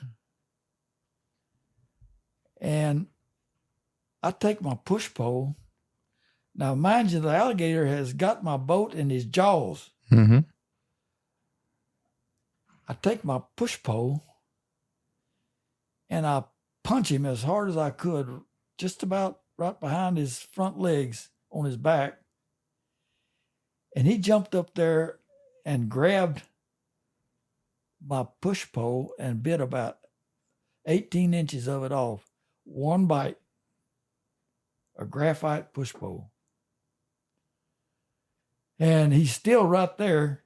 He's standing up now with the bottom of his jaw was over the gun on my boat. He could have stepped in my boat at any second.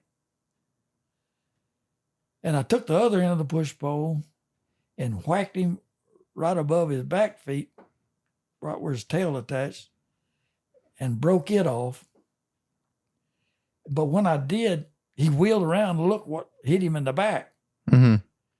Well, that took his head from inside my skiff away from the skiff. And then I started pushing, trying to get some slack between me and the alligator. And it's stuck like got suction cups on it. I just barely couldn't move it. Plus, I'm not pushing it forward. I'm pushing it sideways. Okay?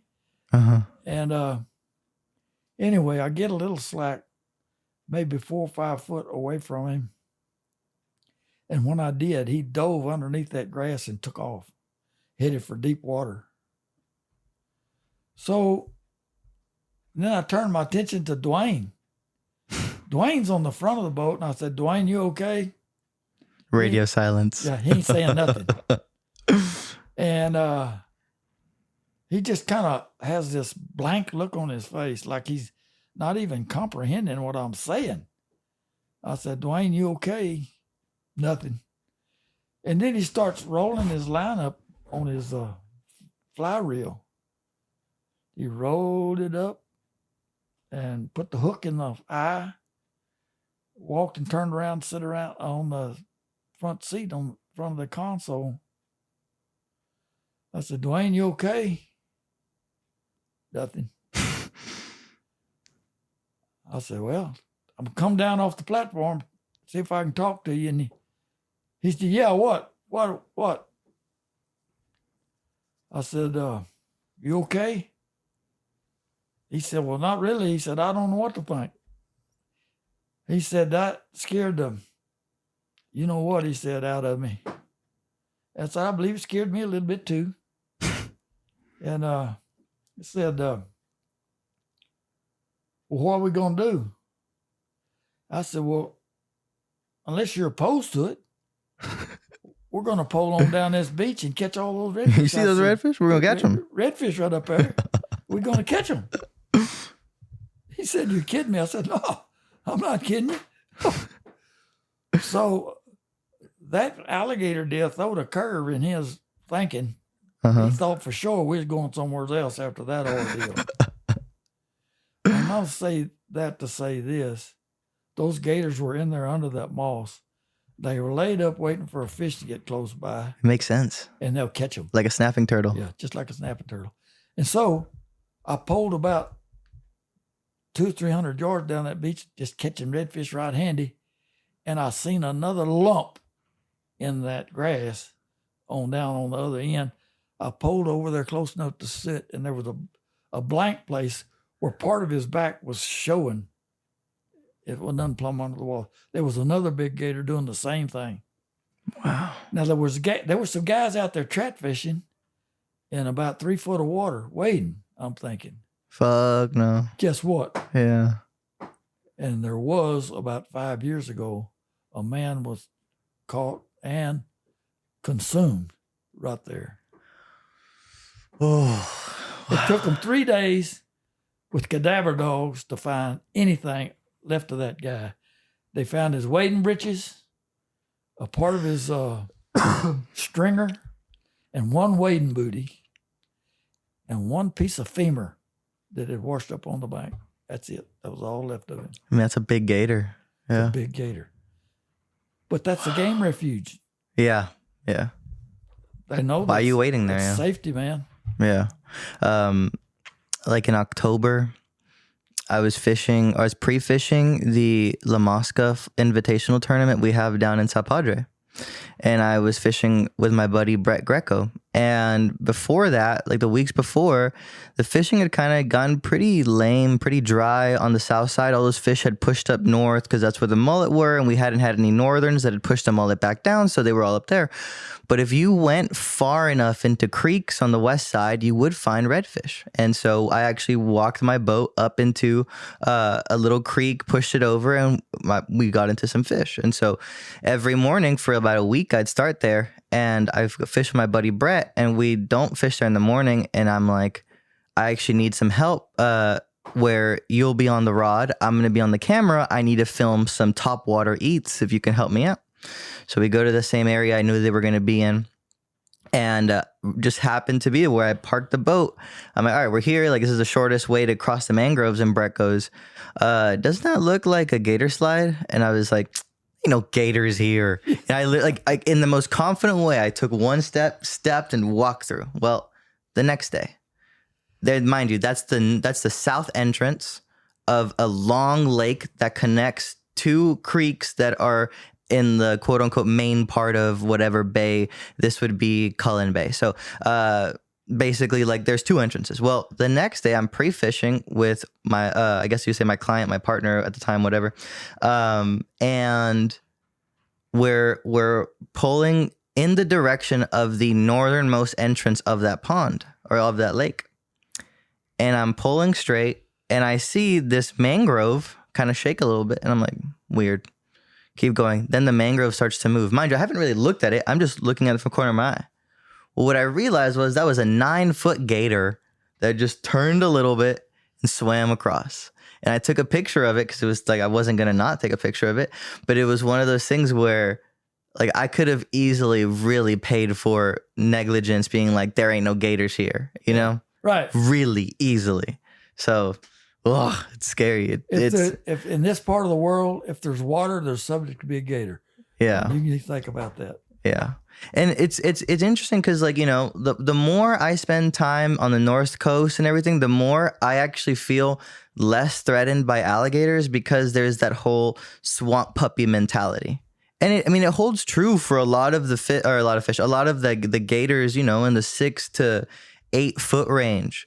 But the 10-foot gators tend to, not from what I've seen, they don't tend to shake off as easily as the sub 10-foot gators. I've only seen a handful, not many, and none down south. The biggest I've seen down south was 9 foot. But that was just my observation. I don't know if you've noticed the same. This is what I'll tell you, and this is true. Mm-hmm. You can take it to the bank. When an alligator gets up around 12 foot long, in his mind, he truly is top of the food chain. Yeah. He's not afraid of you, anybody else, or anything. Yeah. That's a fact. Yeah. Matter of fact, I got a picture book over there when I used to alligator hunt for a living too, but I've got some gators in there. You might want to look at the pictures when you get through here. Wow. And they are truly not afraid of anything. Yeah. I can't. It's it's funny. Like I will look at like a picture of a crocodile or when I'm watching a documentary about that stuff, and you look at those machines, and they are like the most efficient. I don't mean this, and I mean this literally. The most efficient killing machine on the planet.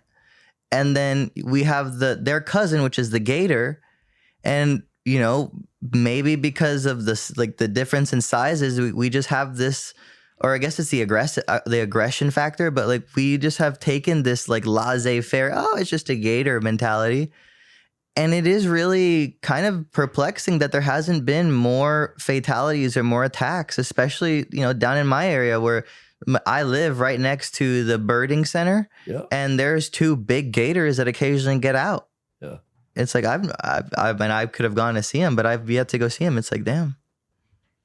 Well, they can do whatever they take an ocean do when they get big. Shit, they do whatever. I don't care. I'm not gonna tell them what to do. Do you have any really cool stories of big trout fishing? Big trout fishing. Because I've heard like up here on this side of the coast, like I mentioned to you earlier, Bill Gamble telling me like his dad would actually walk onto a big trout tailing like with intent, or like I've heard stories of guys like Hayward where they get dropped off on edges here, and it'll be like kind of what you just described with the redfish, but with just trout, stuff like that. And I'm sure that you were around when the fishery wasn't, hindered like it is now for trout. Yes. There were places, and we all knew where they were. And usually those kind of places are places where it's like sandbar, gut, sandbar's gut. Mm-hmm. I like those kind of places. Yep. Or they do down here, all right? Yep. And I'm talking about hard sand. Yep. All right. And they kind of use those guts to hide in, and they get right up on the top of that white sand too. So beautiful. So fucking beautiful. And we also, there's places in those lakes that I know where trout come to warm up after cold spells. Mm-hmm. And they'll be in really, like 12 inches of water, highly visible. Mm-hmm. Now, I'll say this. They can be the most finicky animals on the planet. I agree. Okay? But once in a while, we hit those days when they aggressively bite, and it's cool as all get out. And I've caught a few. And I caught one time in South Pest Lake, same lake where the guy was, mm-hmm. on the other side, on the south side, in the spring. And 2 male trout was trying to get her to spawn. And they was all over, running into her, really? Tailing around her.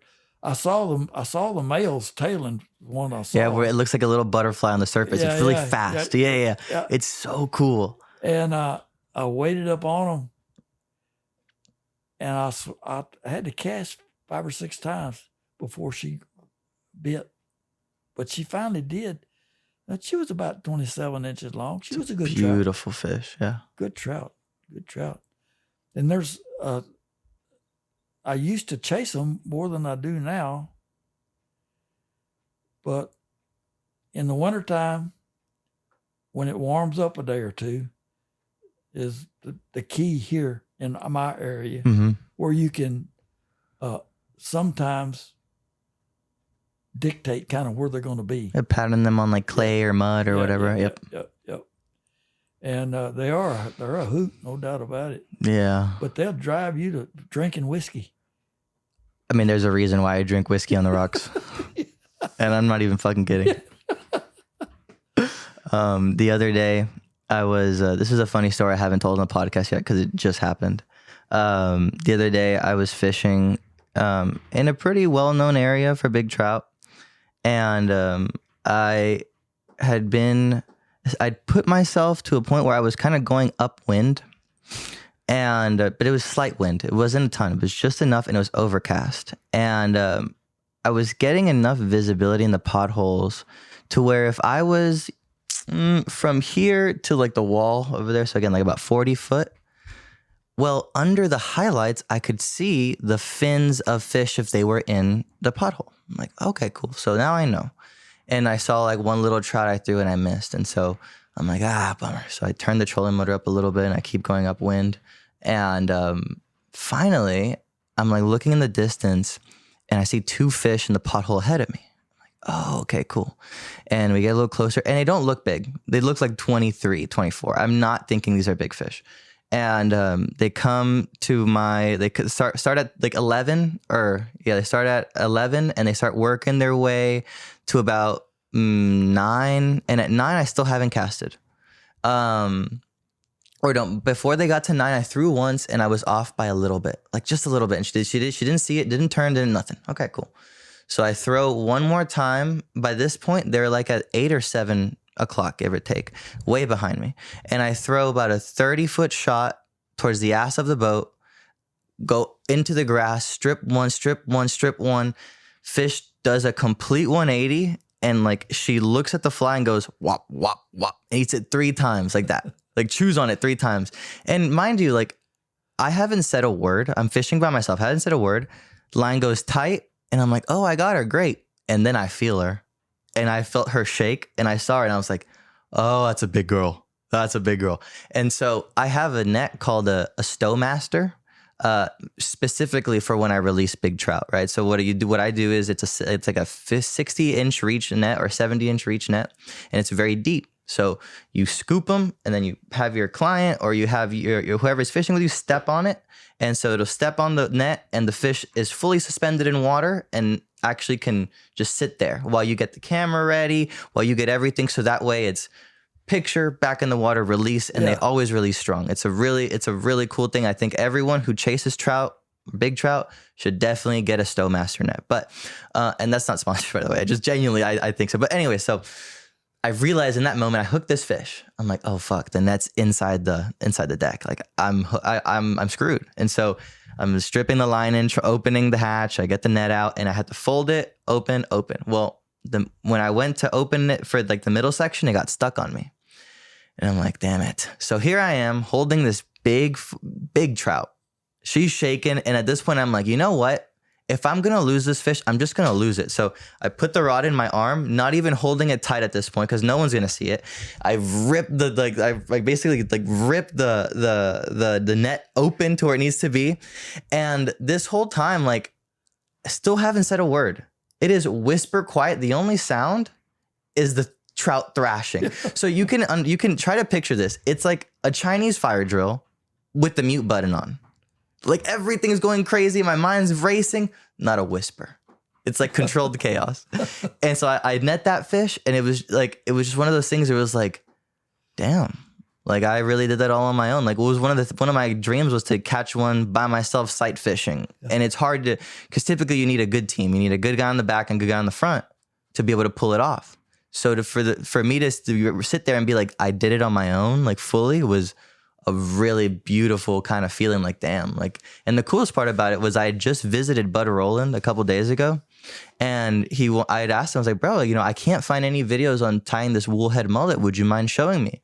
So he showed me, and then that's the fly that I caught that big fish on. She measured to be 29 on the rod, and I have the picture, right? So I 29 on the rod.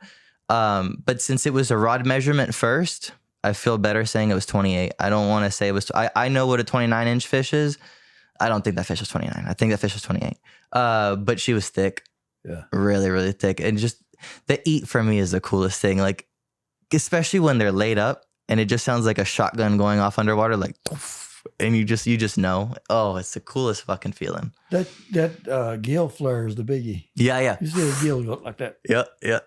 That's the best way to look at it. It's so cool. There's so many little things. And it's funny because like whenever you see them on the sand or just in clear water, they look so much like little tarpon, and they eat like little tarpon. They do the side swipe. They do the jump. Yeah. If you think about it, they're damn near pretty similar. So I don't know. It's my 2 cents on that one.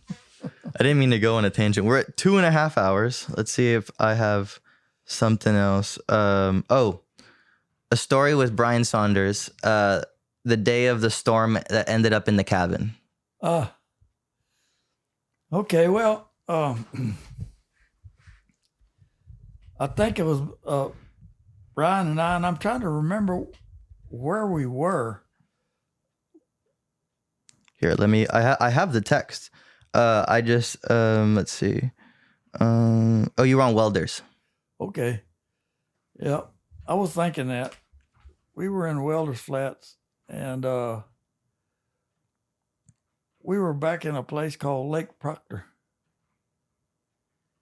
and it's in the very back end of a series of lakes connected by very shallow, narrow, winding bayous. And it's the kind of place you got to come in and out of there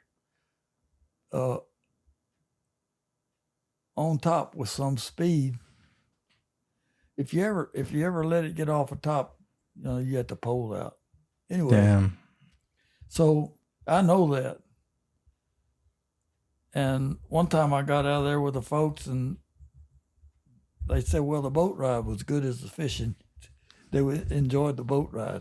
But anyway, Brian and I was back there, and it come up some thunderstorms, and I don't bother with the rain, but when it's stroking that lightning's hitting the water, it's time to. Yeah, it's time to call it. Time to go do something. Yeah. And so I could tell that Brian was getting antsy. I said, we better get out of here. So I gave him a power ride out of those lakes and those squeaky bayous, made it out. And he said, well, we're going to the dock. And I said, no. I said, I know a place where we can get in out of the weather.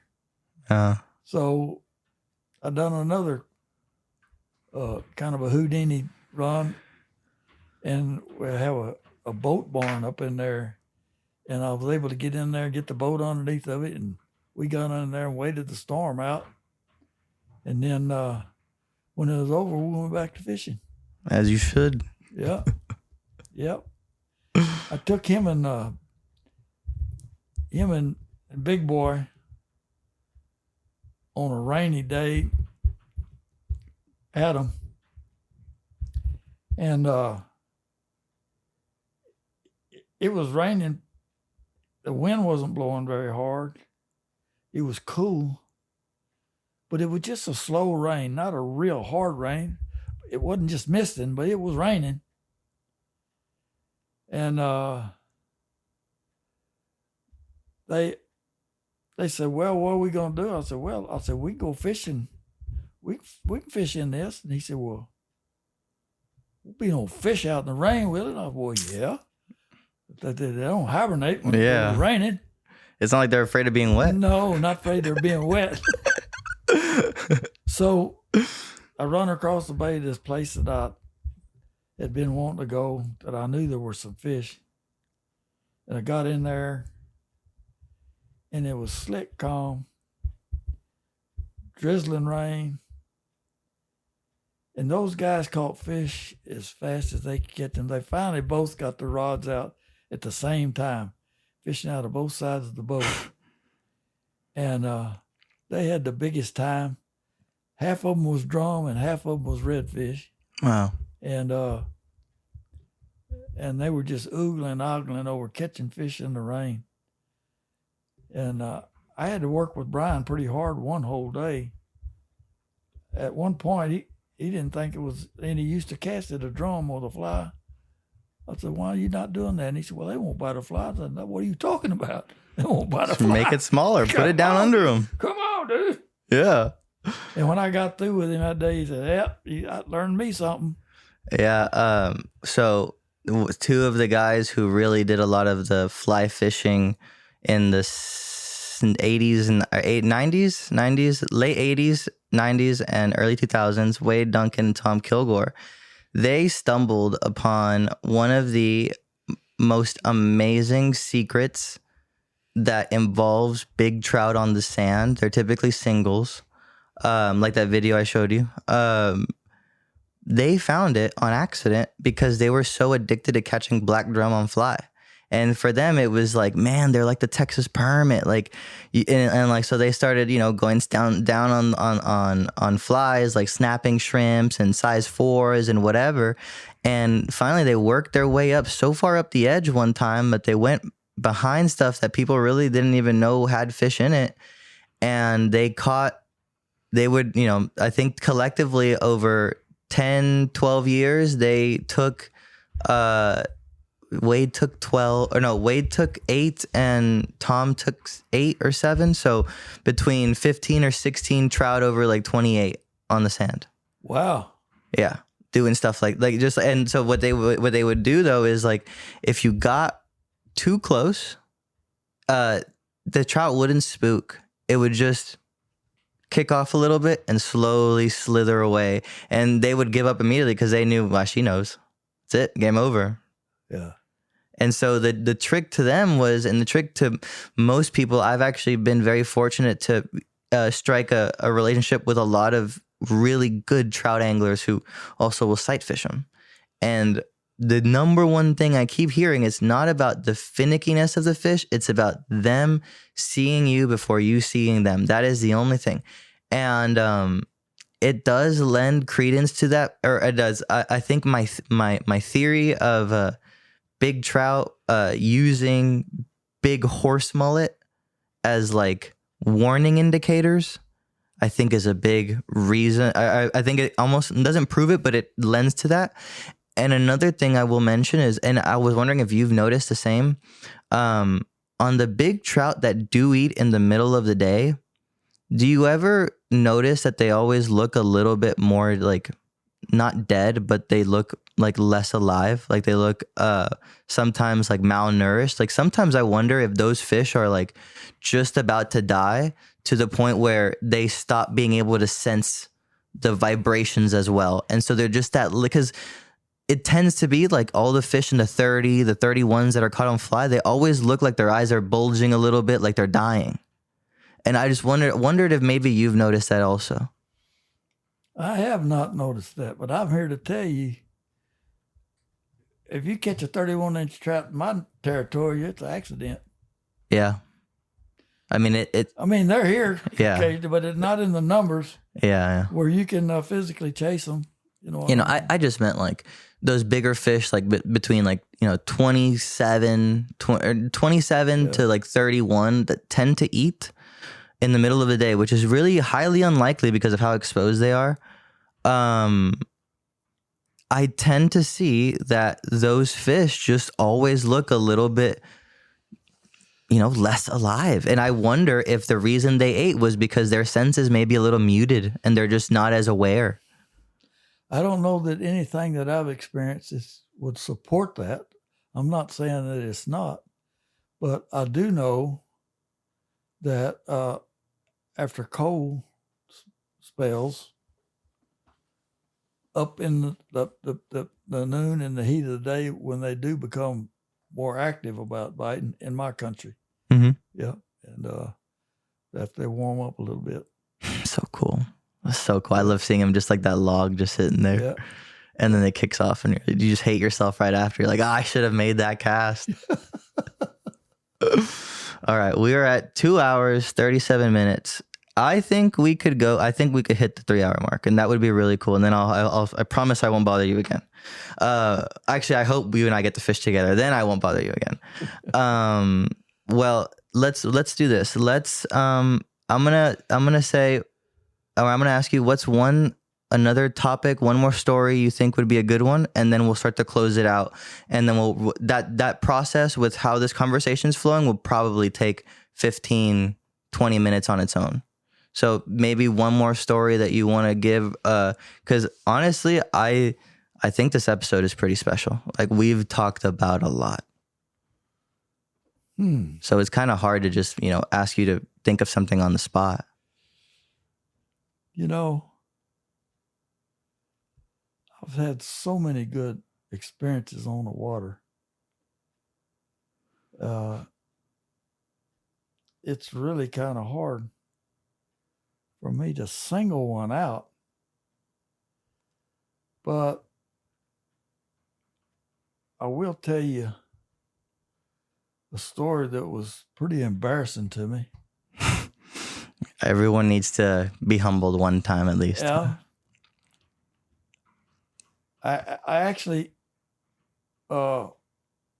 fished a lady that was in a contest. Tide was low, very low. And I could see the redfish that we needed for what I would have expected her to win the contest. But my skiff had run aground. So there's a shallow way across there. I could see the fish. But we had to go over this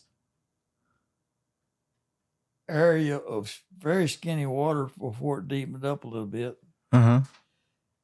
And the mud was kind of soft and a little bit slick. And I'm thinking to myself, I'm saying, Selfway, I believe you can push this skiff through there. Well, I got started and I was making progress. And, but it was excruciatingly slow. But the redfish is still over there. He ain't no way he can get out because we got it hemmed up. Mm-hmm. And I just need to get it close enough where she can make the cast. And I'm just really pushing hard. And I found some bottom.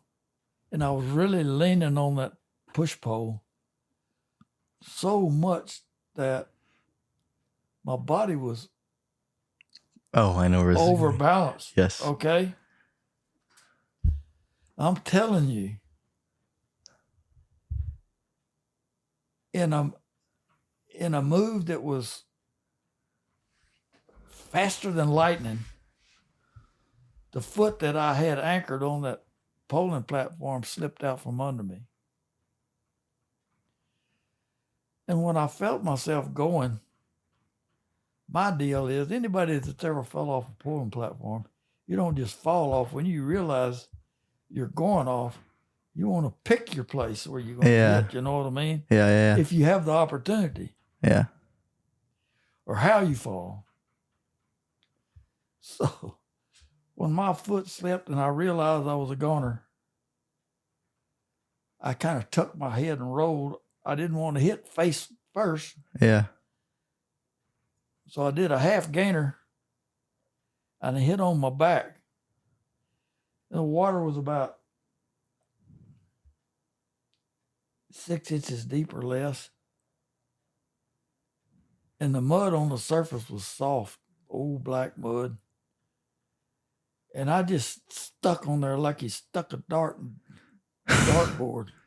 There I was. I got this good-looking woman on a boat on a fishing tournament. I'm trying to, and I'm stuck head first in the mud. I waller around like a dadgum hippopotamus and finally get back in the boat. Now I got this gal back here. She's spooning over me, trying to wash the mud off of me. And I was so embarrassed. You can't even believe it. But she was a good sport about it. And we did catch that fish, by the way. I was going to ask. I'm glad that happened. We did catch that All fish. Right. So, that's just one of the many stories. I had another lady, she was a doctor, come from San Antonio. And she was solo. And she said, now look, she said, I want you to tell me, and don't worry about hurting my feelings, nothing. I said, but I want you to tell me anything you see that'll make me better.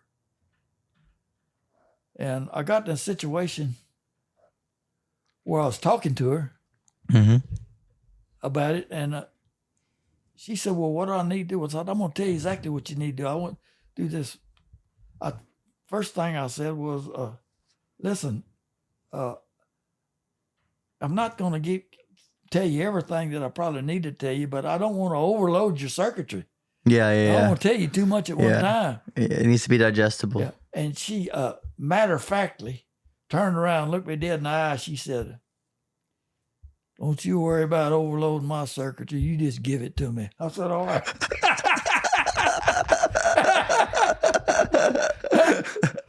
So I did. And she never fly fished again. Yeah, never came back again. How does it go? Rumor has it she's still practicing to this day. Probably so. Yeah, probably so. Or why don't you tell that little hummingbird story, and then I'll start closing it out. I feel like the hummingbird story was a cool one. Okay. Well, the rattlesnake story, not the hummingbird. The rattlesnake was cooler. Which one? Where it got up on the boat and slept. Yeah. Okay. My bad. Okay. You know what? We have unlimited stories. We just can't think of them all sometimes. Clearly. But this story is about me, and I'm fishing down there in Mule Slough. And tide was very low. It was cold. And redfish were handy, tailing everywhere and receptive to offerings. And I'm just having a big time, and I'm by myself. Had I had a client with me, I wouldn't have treated the situation like I did. Mm-hmm. But I looked up, and probably about 75 yards or so away, I saw a dadgum rattlesnake was swimming in the water. And of course, he was holding his rattles up out of the water like they do to keep them dry. And he's kind of coming toward me, not straight. And I fish a little bit, catch another redfish or two, and pole a little bit. And so I kind of just happened to look around, and he was right next to my boat then. I lost track of him for a little bit. And he swam right down the side of my boat towards the stern. And I lost sight of him. And anyway, I looked around a little bit, looked for redfish, and then I looked back, and that dadgum snake had got on my whale tail and crawled up the back of my outboard engine somehow or another, and was laying on the stern of my boat, right underneath my poling platform. Just laying there. And the sun was out bright. And I thought, I'll be dang. Look at that. And almost everybody that I've told this story to, was of the opinion that I did something to the snake, but I did not. I figured he was tired, and I let him lay right there and rest until I was ready to go, which was probably 30, 45 minutes, bask in the sun. And when I got ready to go, I just very gently took my push bow and eased him off in the water, walked the plank, and went on about my business. Yep. Yeah. Wow, man. That's so cool. All right. Well, to end the episode, I mean, to be fair, I hope you understand that this is the longest podcast I've done to date. We're at 2 hours and 47 minutes. I do really think we're going to cross the 3. I am so glad that we have made it this far. Like, I'm very proud of what we've recorded today. The last 2 questions I like to ask is, looking back at everything that you've done, is there anything that you wish you would have done differently? I wish I'd have started sooner on my fly fishing, my fly fishing journey. Mm-hmm. The other thing is, I wished I'd been more vocal sooner about etiquette and water quality issues that we have on our fishery. Do you think there's a way that we could make up for lost time in terms of trying to get everybody on board with conservation, or do you think that train's long gone? I feel like it's worth a try, Mm-hmm. and that there is a possibility to make some headway. But there's a certain part of the population that's not going to be amenable to anything you try to tell them. Yeah. It's just who they are. Yeah. Well, they know the most. They're the experts. Yeah. Yeah, I mean, we spent quite a bit of time talking about that. Like, I totally agree. Okay. Well, the last question I like to ask is, as if you're talking to the next generation, think kids 12, 14, 16, 18. What is a piece of advice that you'd give them going into a career in the outdoors? I would say that first off, try to be as learned about what avenue you intend to approach. The thing that I would also add, and it's would be specifically molded the way I got into fly fish guiding, is I was actually making a living some other kind of way where I didn't struggle monetarily. Find something that you can do, in the wintertime when, it was nothing that you can, you not having that many trips and stuff, bad weather and stuff. Just find something you can do. Don't think that there's only one way in the world to generate income. Yeah, give yourself a cushion, multiple streams of income. Absolutely. Totally agree. Cool. All right, well, 2 hours and 50 minutes. I don't know how to end it besides the fact that I would be very happy to hear about the people who heard this straight through without any breaks. That would be very cool for people who did that to let me know that they did it, because this is a really long episode, and I think there's a lot of history and there's a lot of advice here that would probably resonate highly with a lot of people who, want to experience this, or maybe just wanted to know who you are, or even the things that you got to see. So I think on a lot of fronts, I think we absolutely killed it together right now. Yeah. But that being said, there's nothing left to do except just get on out of here, my friend. All right. Well, I expect to hear how this is receptive. Okay. Absolutely. I got you. But funny enough, you will probably receive texts from random people that you've guided in the past that like this, like the podcast, or you'll hear from new people and they'll be like, wow, I really liked it. Like, that's typically how it happens. But I mean, I'll also get messages and I always forward them to my guests for the respective, praise. Yeah. And I would also say that all of our flora and fauna and outdoor activities, it just needs a double dose of respect. Mm-hmm. And don't